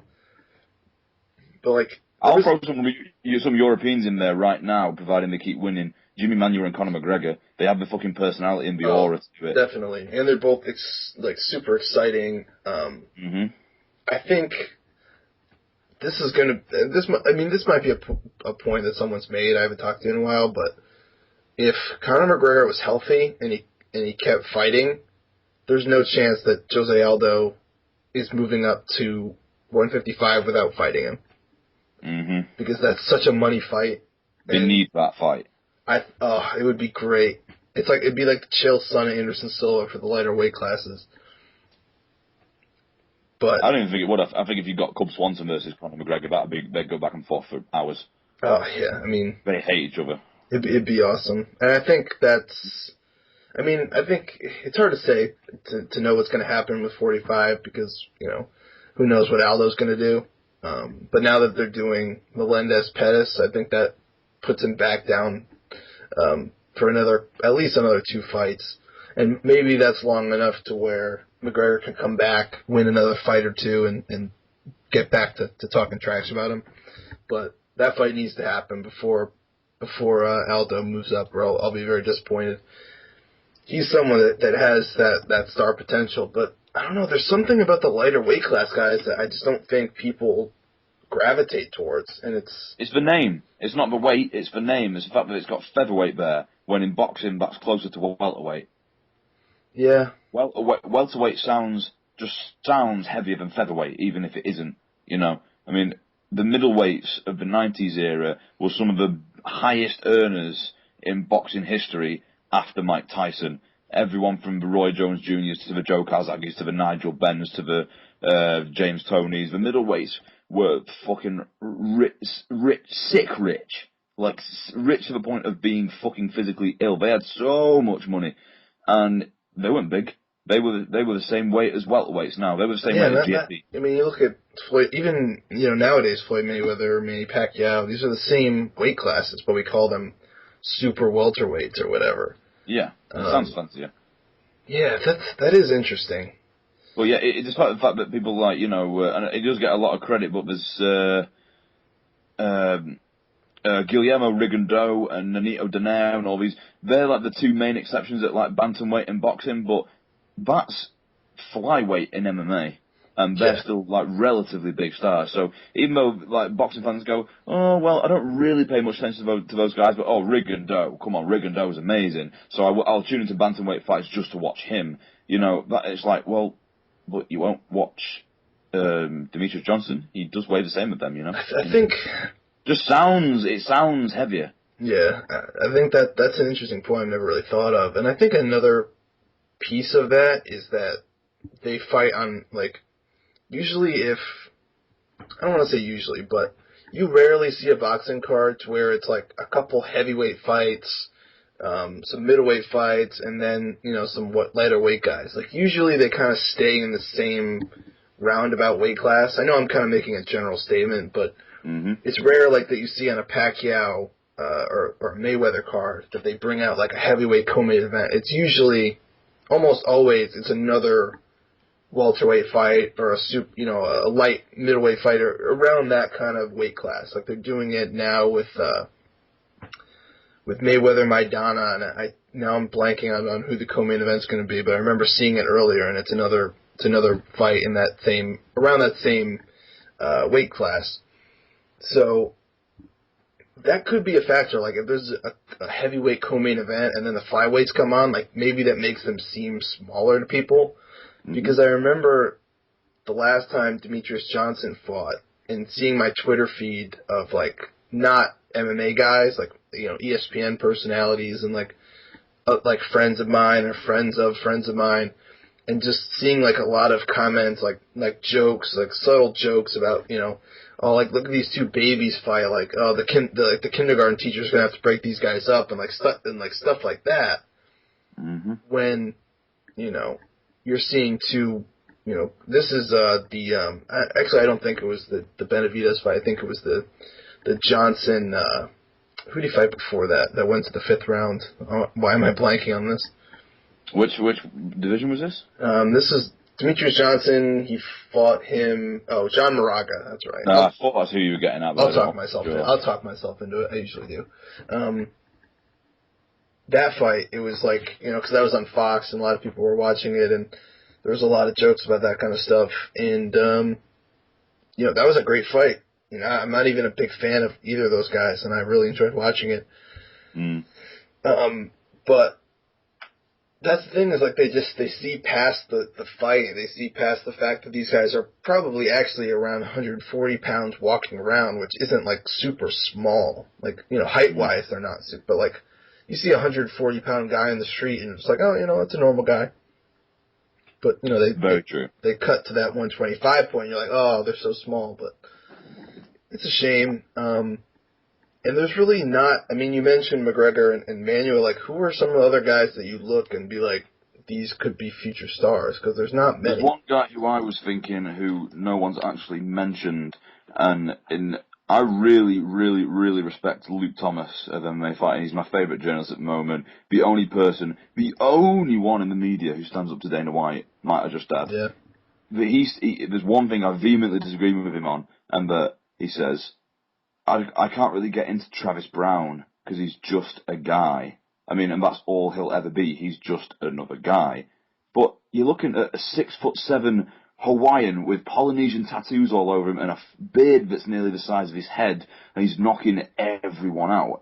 That could be a star, man. And that's an easy name to remember as well. Travis Brown. It's plain without being too plain. His name's Travis. That's a good name. And Brown with an E. It's not too plain either. He's from Hawaii. He's got a bit of a story. He's a physically imposing guy. He's got a bit of a mood about him. He's not really a laughy, jokey character. He's got quite a good aura. And that's a dude who people are going to be scared of to fight. You know, it's going to be a similar situation with Travis Brown as it is to Khabib Nurmagomedov at lightweight. No one is jumping in line to fight Travis Brown.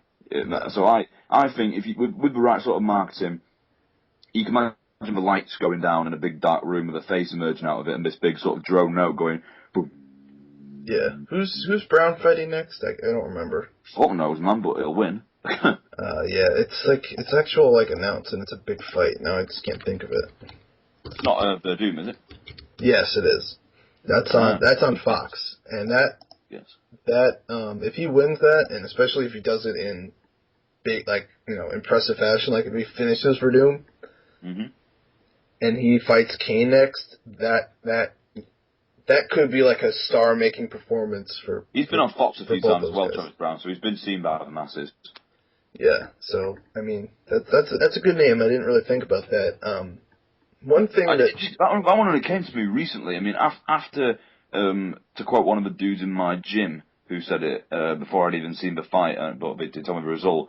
Oh, Rob, did you see the Alistair Overeem fight? Oh, why? What happened? And he goes, oh, he got fucking teeped in the head. And I was like, what? Travis Brown teeps him in the head? And he goes, yeah, he knocks him out with a fucking front kick after getting mullered for the first few minutes. And I was just like, Jesus. And after that, when you kill a golden boy or a potential golden boy, Alistair Overeem could still be that star if he starts fighting the way he used to. Yep. But you don't know how much of the alleged substance abuse has hurt his performance, really, because he looked very sort of lackluster against Frank Mir, and then was winning both of his last two fights before he ended up getting inevitably hit and put down. So there's still that potential there. Overeem's been seen by the mainstream media as well. His series Vareem does really well on YouTube. He's been in two of, and apologies to everyone who cringes when I say the name of these quote-unquote artists, but he's been in two LMFAO videos, both of which exceed somewhere between 50 to 60 million views. So, and at the end of one of them, a member of LMFAO goes up to him at the end of the most recent video and goes, oh my God, Alistair Overeem, you the fucking man. So his name has been said on a video which has 60 million views. And, so there's a transcendence there to be made. They should have got behind Alistair Overeem a little bit more, in my opinion, after he knocked out Brock. But, yeah, so there's a few guys there. Didn't they try to put him in the title fight and then he got popped? Oh, shit, is that how it worked? I think so. Someone will correct me if I'm wrong, but I'm pretty sure that's what happened. I'm pretty sure that's why they ended up putting... I'm pretty sure that's how... I don't know. Dos Santos versus Miocic, are you thinking of? Maybe. I don't know. I'm gonna look it up, because that's gonna bother me. If I knew which fight you were talking about, I'd be able to lend some assistance.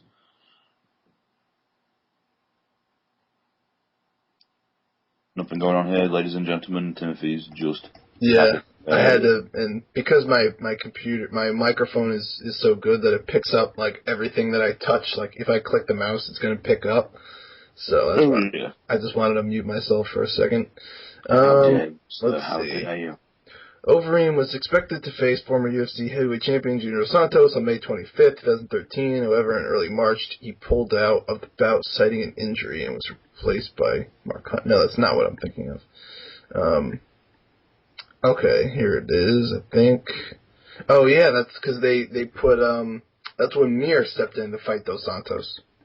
Oh, wow, really? Is that what that was? Overeem was revealed to have failed his pre-fight drug test by the NSAC. He had a 14-to-1 TE ratio, which is over the 6-1, and that's why he got removed and replaced by Frank Mir. Okay, good. So my brain still works. Awesome. It's always good to know. So that was going to be the fight they were going to do over Reem Dos Santos, and then it didn't happen. So that's one of MMA's tragedies. That would have been awesome. Imagine the hype behind that fight. Shit. Yeah, fucking hell, man. Overeem was on a terror. He was seen as like unstoppable at that point. So was Dos Santos. Mhm. I think we'll still get that fight one day. There's not too many guys that I think could even beat like a half checked out Overeem. Like even against Mir, who is not as good as he used to be by any means. He didn't look great, but he still won pretty decisively. So he could have got that out of there in the first round as well, but just sort of took a step back and just sort of went, I don't want my eyes rolling in the back of my head again. Yeah, Mir's another guy that I think was a star for a little while. And after the whole fucking Big Nog thing when he just sort of bashed him around. Yeah, after UFC 90, after the Ultimate Fighter, UFC. Well, I think after leg locking Lesnar as well, of course. I was going to say that probably did it, and then the Ultimate Fighter beating Big Nog the way he did, hyping up UFC 100 the way he did, headlining UFC 100, and then kind of winning and losing after that, but still was always at the top of the card and always, other than the Crocop fight, always exciting. Win or lose. So, also Shane Carwin, that was another guy that could have been a star, and health issues kind of prevented that. Mm-hmm. I mean, what a huge fight that Lesnar fight was. Had all the momentum in the world. Was an awesome fight dramatically. Mm-hmm. Then he pretty much was never seen from after that, other than getting beat up by JDS for several rounds. Yeah, well. Well. One name that I did want to bring up that I think is a star if put in the right position is Alexander Gustafsson, who's headlining this card on Saturday. I don't think it's going to draw huge numbers because it's on Fight Pass, and I think a lot of it has to do with who he's fighting.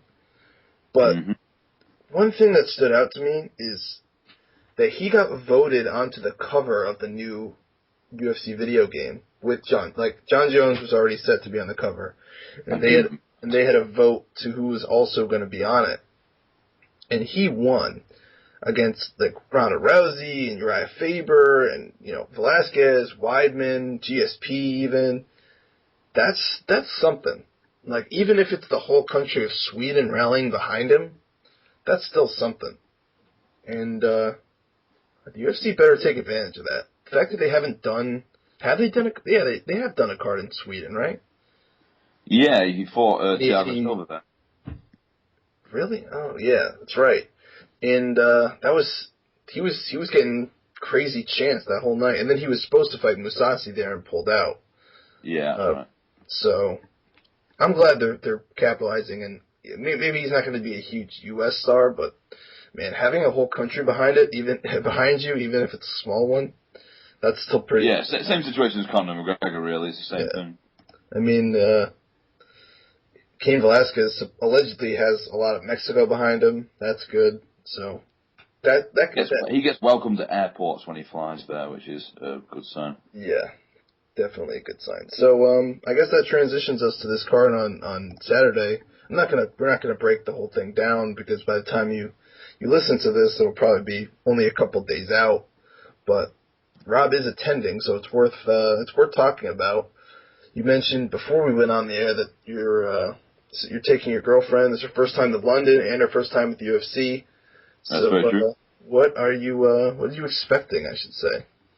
Well, she's always, my missus in particular has always been sort of like a casual MMA fan. She's done Muay Thai for several years now. She's recently just started doing the grappling with intentions of doing MMA, same as me. And before anyone starts to get suggestive with stuff, no, I didn't push her into doing MMA. She saw a few fights and decided that she would like to be good at it. But one fight we did stay up for when we had an awful body clock, and we still do to an extent. I said to her, I was staying around at her house and I was using her internet, and I said, there's a fight on tonight, but I really want to watch because there's a potential upset. And she goes, oh, what is it? And I said, it's John Jones versus Alexander Gustafsson. She goes, oh, I know John Jones, he'll win easily. And I said, yeah, I think he might win easily as well, but you never know. And then at the end of it, we were both massive Alexander. I already was, but she was a massive. Alexander Gustafsson was a favourite fighter after Chuck Liddell, basically, because she's always loved Chuck Liddell. Like, she's got his books, she watches his DVDs all the time. So yeah, massive Chuck Liddell fan, and she likes Nick Diaz and people like Chris Lieben. Yeah, well, just older guys who sort of like were always like a constant name but never a champion. Right. She's warming to Bisping, but she does think he's a bit of a twat. Yeah, most people do. Yeah, exactly. But he seems to have got more of a fan base now. But yeah, so on and so on and so on. But now Alexander Gustafsson's one of the favourite fighters as well. And I thought it was too good an opportunity to miss as a Valentine's Day gift. So we'll go in, and she is going to be on the side of Gustafsson. I am going to be on the side of Manuel. So that could be a relatively interesting weekend.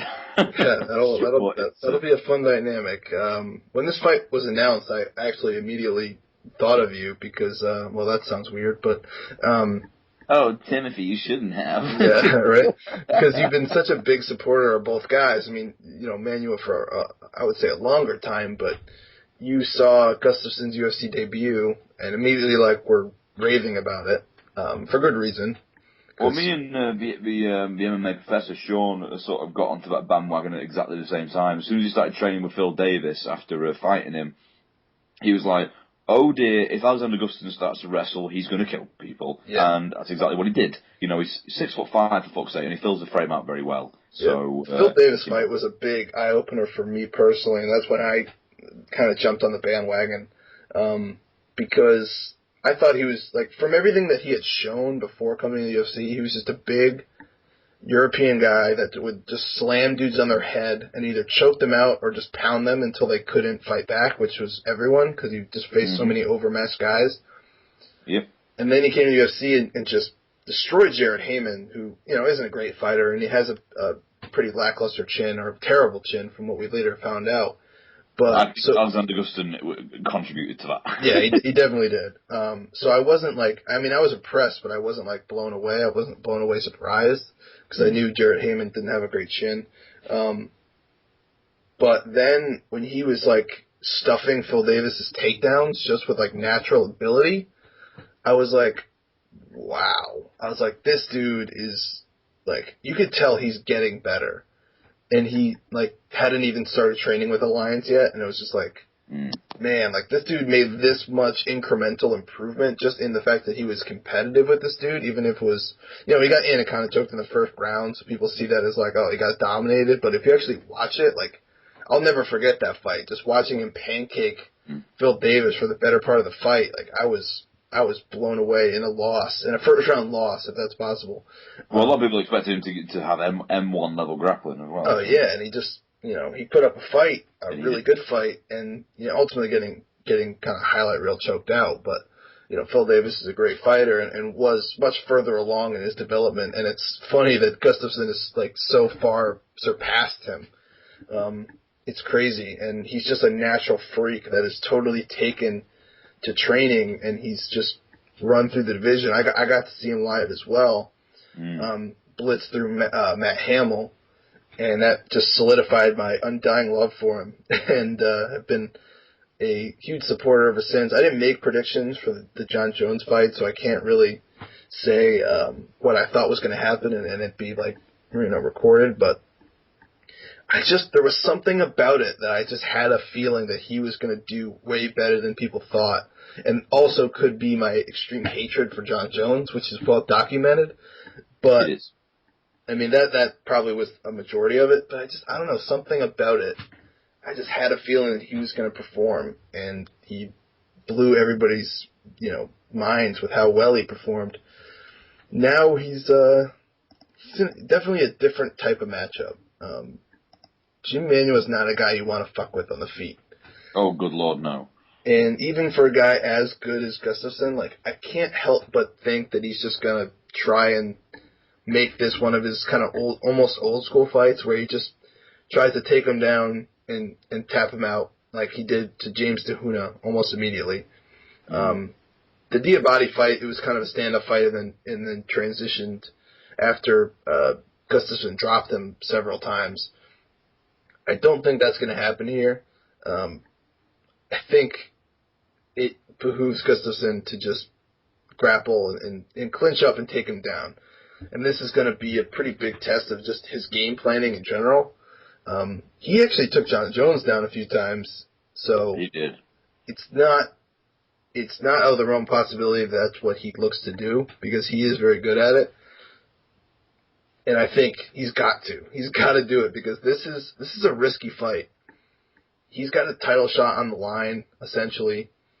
This is a good matchup on paper if you just look at, someone with relatively, I would say not little grappling experience, but someone that you have a grappling advantage over, and you're very good at taking guys down and getting their backs and choking them out. Like, just do that, because if he messes with them on the feet, it could be a short night. It could be one of those big upsets that, bumps Jimmy Manuwa right up into title contender, title eliminator status.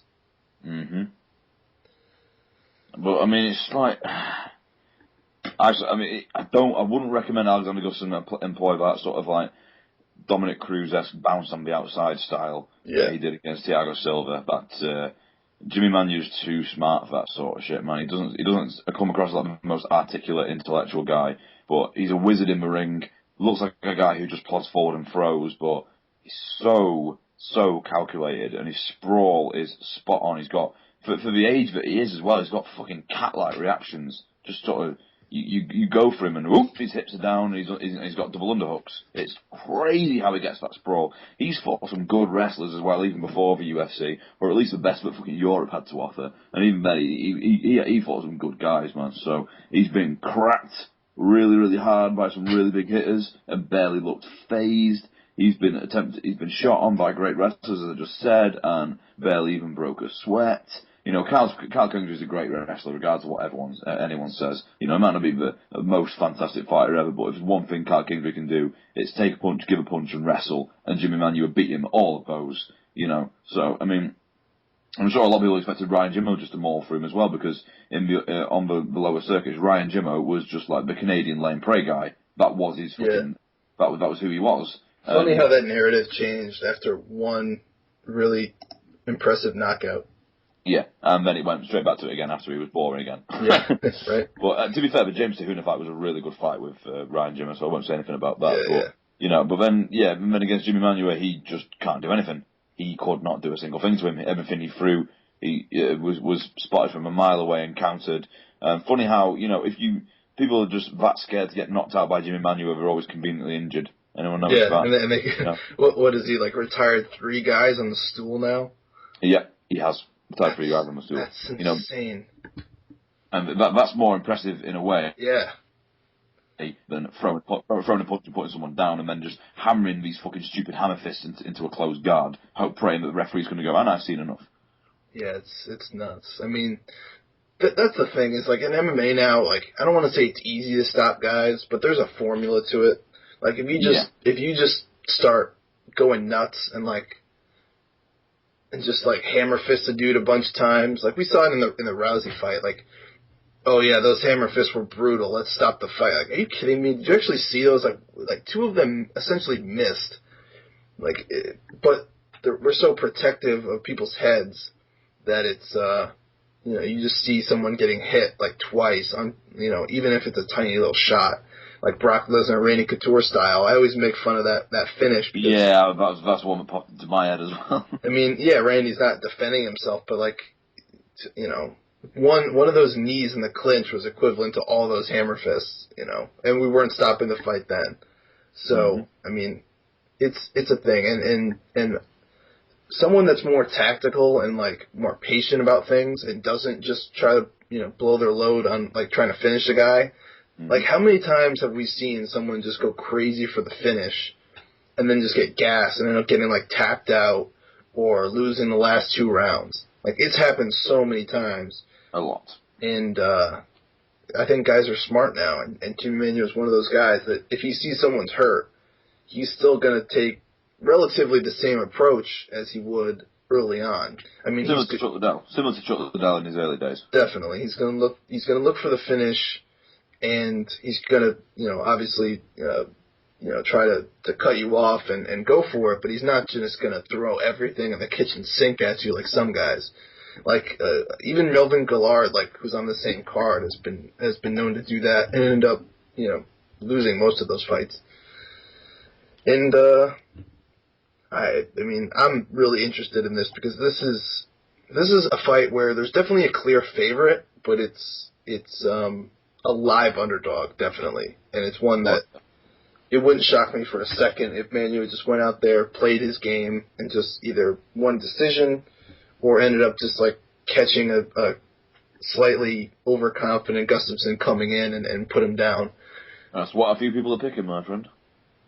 I don't blame him, and I don't know what the odds are, but I'd be curious to see because Manuel's probably an interesting flyer at this point, and I don't think it would be the worst thing for the division to kind of shake things up. But you have a new challenger there, you could.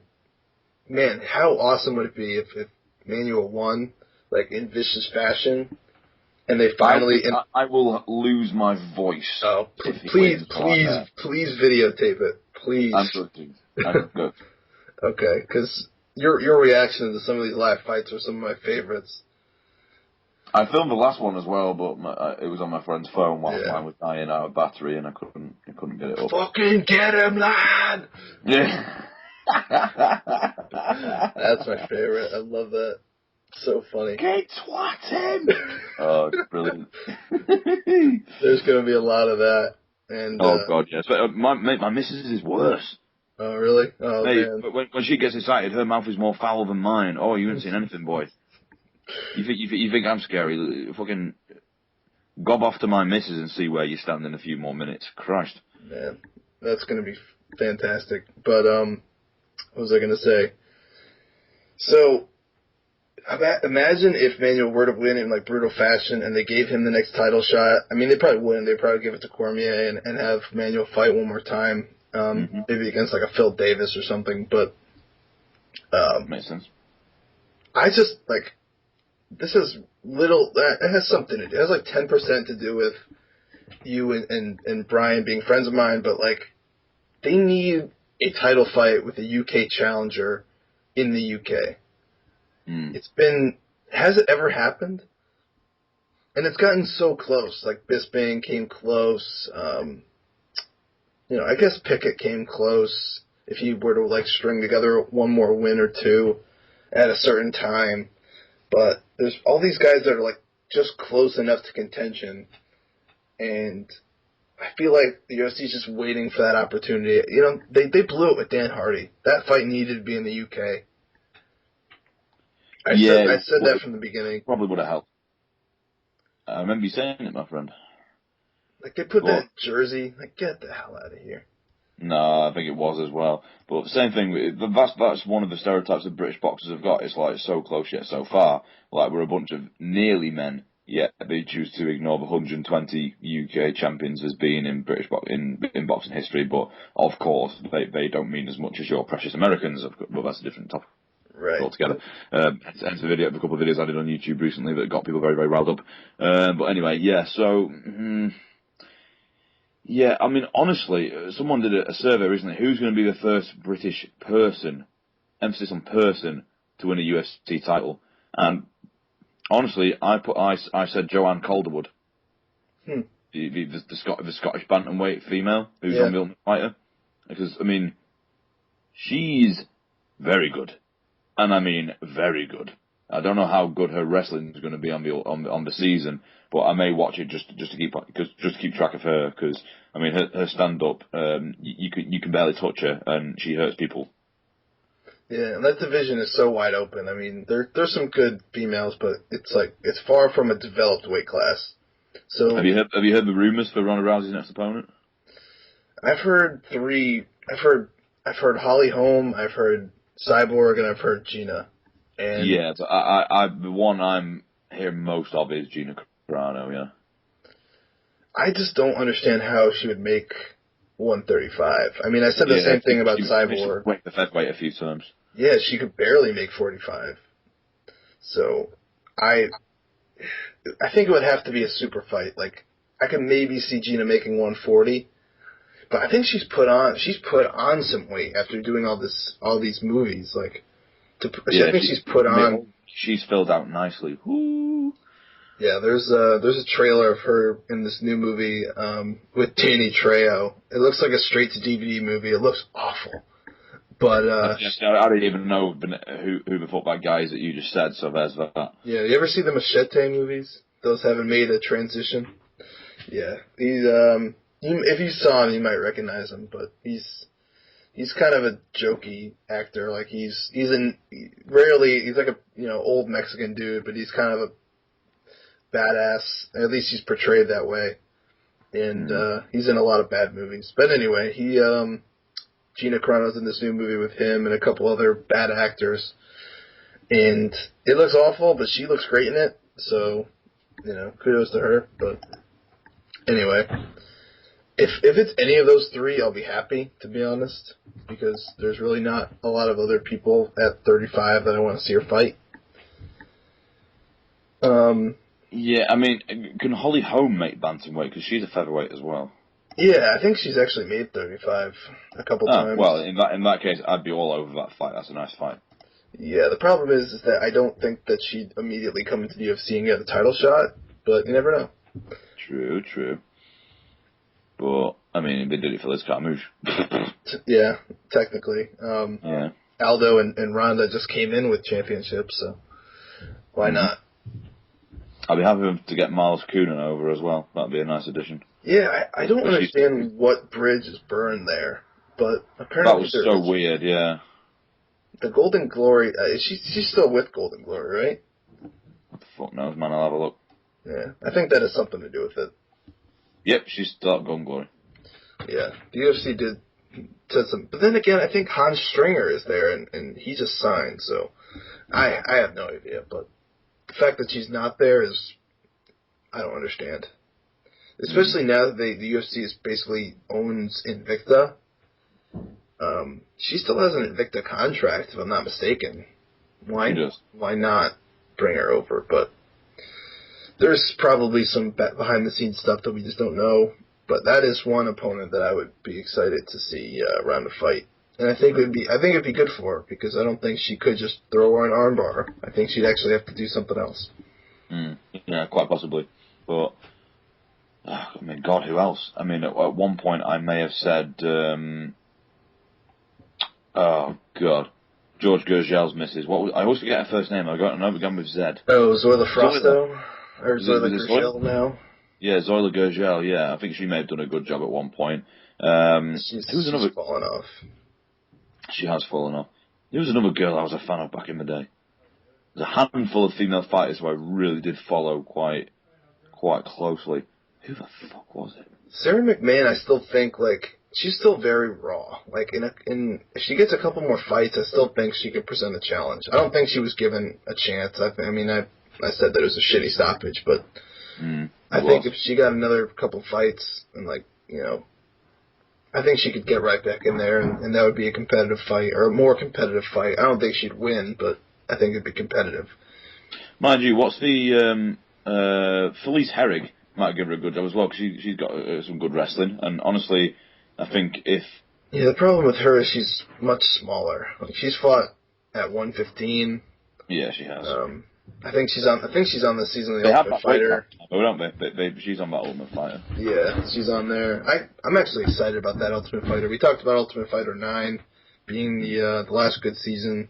The flyweight, or not the flyweight, the featherweight bantamweight season wasn't bad. I forget who was the coaches. Oh, Bisping and Miller. Yeah, that had some good fights. That was a really good season. Yeah, that's probably the last good one. But I think this one is going to be good. I really didn't like the one with the females and the males living together. That really wasn't fun for me. Misha Tate and Ronda's, phony. I don't want to say it's a phony rivalry, but it's a rivalry built on nothing. Even if it's real, it's built on nothing. It was good the first time around. When before I was bored of it by the time it became very diluted.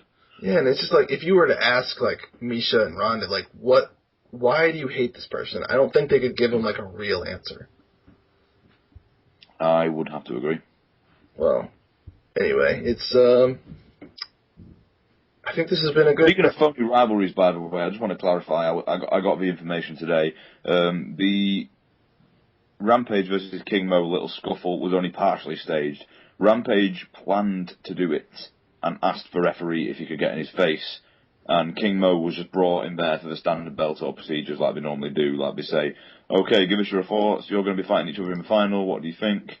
King Mo just thought it was going to be one of those because they were actually like, they actually sort of like squashed things a little bit. And Rampage went, oh no, I'm going to mess with him a little bit, which is why that scuffle happened. So there's that right there. Just thought I'd clarify that.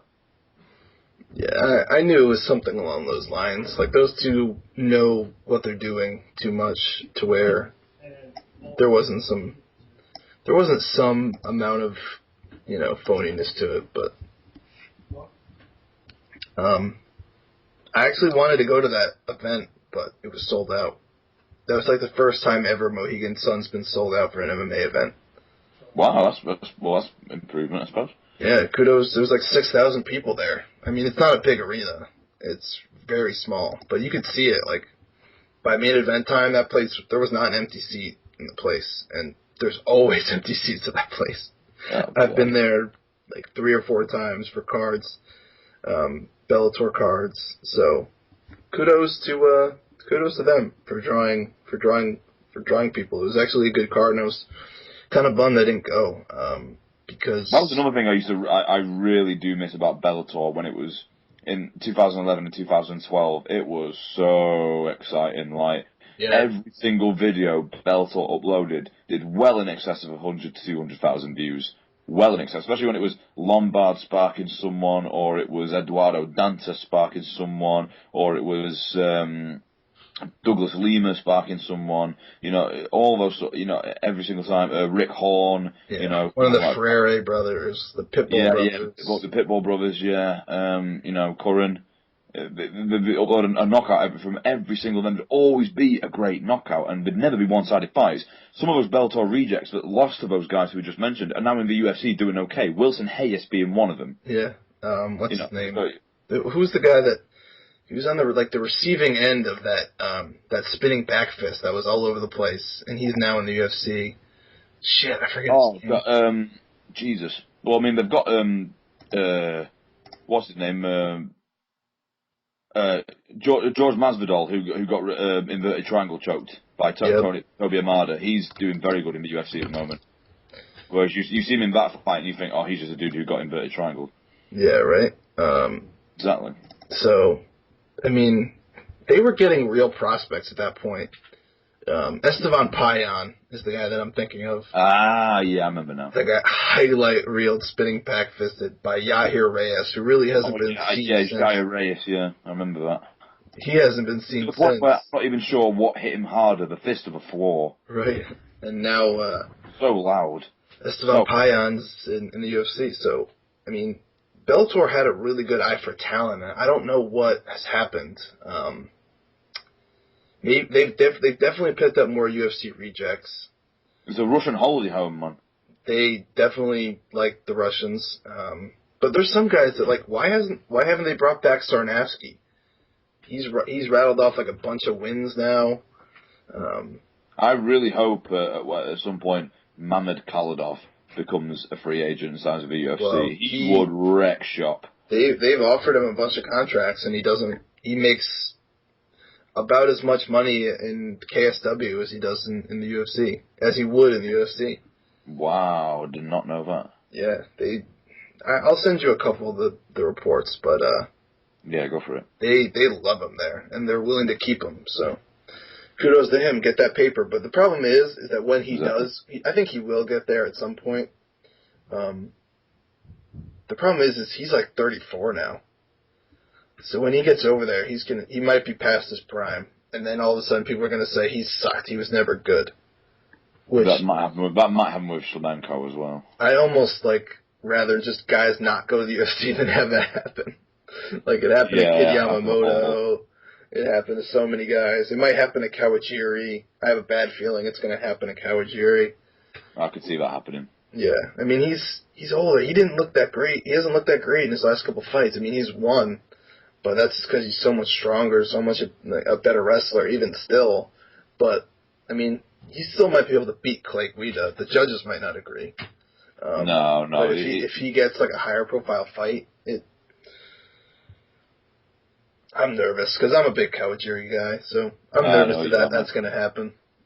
And I hate when that happens. And I called that, like, even after he won his UFC debut, I was like, now people are going to think that he's going to get, like, he should get a high-profile opponent. He probably will.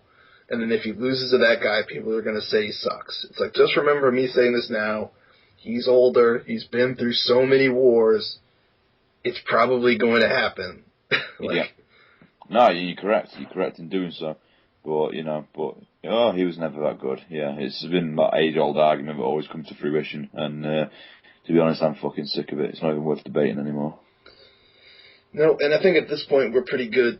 Like, that's the thing is with these kind of issues, like whether it's judging or reffing or even as like a extemporaneous issue like that, like, as hardcore fans, like, we can almost pinpoint it before it even happens now, because MMA fans and pundits are so predictable. Yeah, this decision is going to go the wrong way. I just know it. I have a feeling. Oh, that tweet gets sent every time.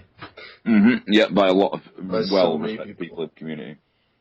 Yeah, like anytime Guida fights, anytime Ben Henderson fights. Yeah. It's just like, oh, here comes the robbery. Like, I would be able to make so much money if I just went to, like, Buffalo Wild Wings whenever Ben Henderson fight. It's like, dude, he just got his ass kicked. Like, I don't care. I'll bet you $20 he gets his hand raised. You're on. Like, oh my God, that would work as well. It totally would. It really would. I don't care. Boom. I'm just winning money from people. It'd be a reason to like the fucking Freemason twat. Yeah, I don't know how he has fans left. Like, I used to like him in the WEC, like back when he blasted Shane Roller and had Fight of the Year with Donald Cerrone and that fight with Jamie Varner where he was losing and then came back with that guillotine. Like, that's when he was very likable to me. And then pretty much since he left the WEC, it's been downhill. I mean, he's had some great fights. The Guida and the Diaz fight, all the rest have been shit. Yeah, and the Diaz fight was still super one-sided. The Guida fight was awesome. But, I mean... Again, because it was one-sided. Yeah, I mean, I even liked the first Edgar fight, just in terms of, like, lightweight action, but he didn't deserve to get his hand raised. Actually, no, I did think he won that fight. I didn't think he won the second fight. But it is what it is. All right, well, I think we've just totally devolved into from the topic that we had originally set forth. But I figured that was going to happen. But this could go on for hours and hours. It wouldn't be the first time I would like look down at the clock and be like, wow, we just talked for 4 hours about nothing. It's been months and months, Timothy. There's been much to catch up on. Indeed, and we'll have to do this again more frequently, and maybe even with the record button off, and we can just go into any direction that we feel fit. Well, if you're ever free on Cazz, my friend, I tend to I stay up late. So if you're ever on Skype, feel free to hit me up. Will do, my friend, and enjoy the fights on Saturday, and we'll catch up soon. I look forward to seeing the video afterwards. Likewise, man. I'll do my very best. All right, folks, thank you for listening to another edition of the TKO Show here on TKOTalk.com. Go check out all the other fun content I got on here. I know there's been some... I did an Oscar live journal. You can watch that or listen to that or read that or whatever you do with that. I did a silly little piece about Space Jam 2, what would happen if it was made. So go read that as well. Just some fun, silly things, and there will be more to come. So keep it locked. Also, follow me on Twitter at TKOTalk.com. That's TKO Talk, DOTCOM. And you can also follow my friend here at Cazz3000, CAZZ 3000 _ SS. Oh, I thought you were going to forget that bit for a minute. Then No, are you kidding? You know how many times I said that during the sparring session days? That's like imprinted in my head. It's like you push it's like you pull a pull string on my back, and that's one of the things that it says. I'll forget the name of my own site, but I won't forget your Twitter handle.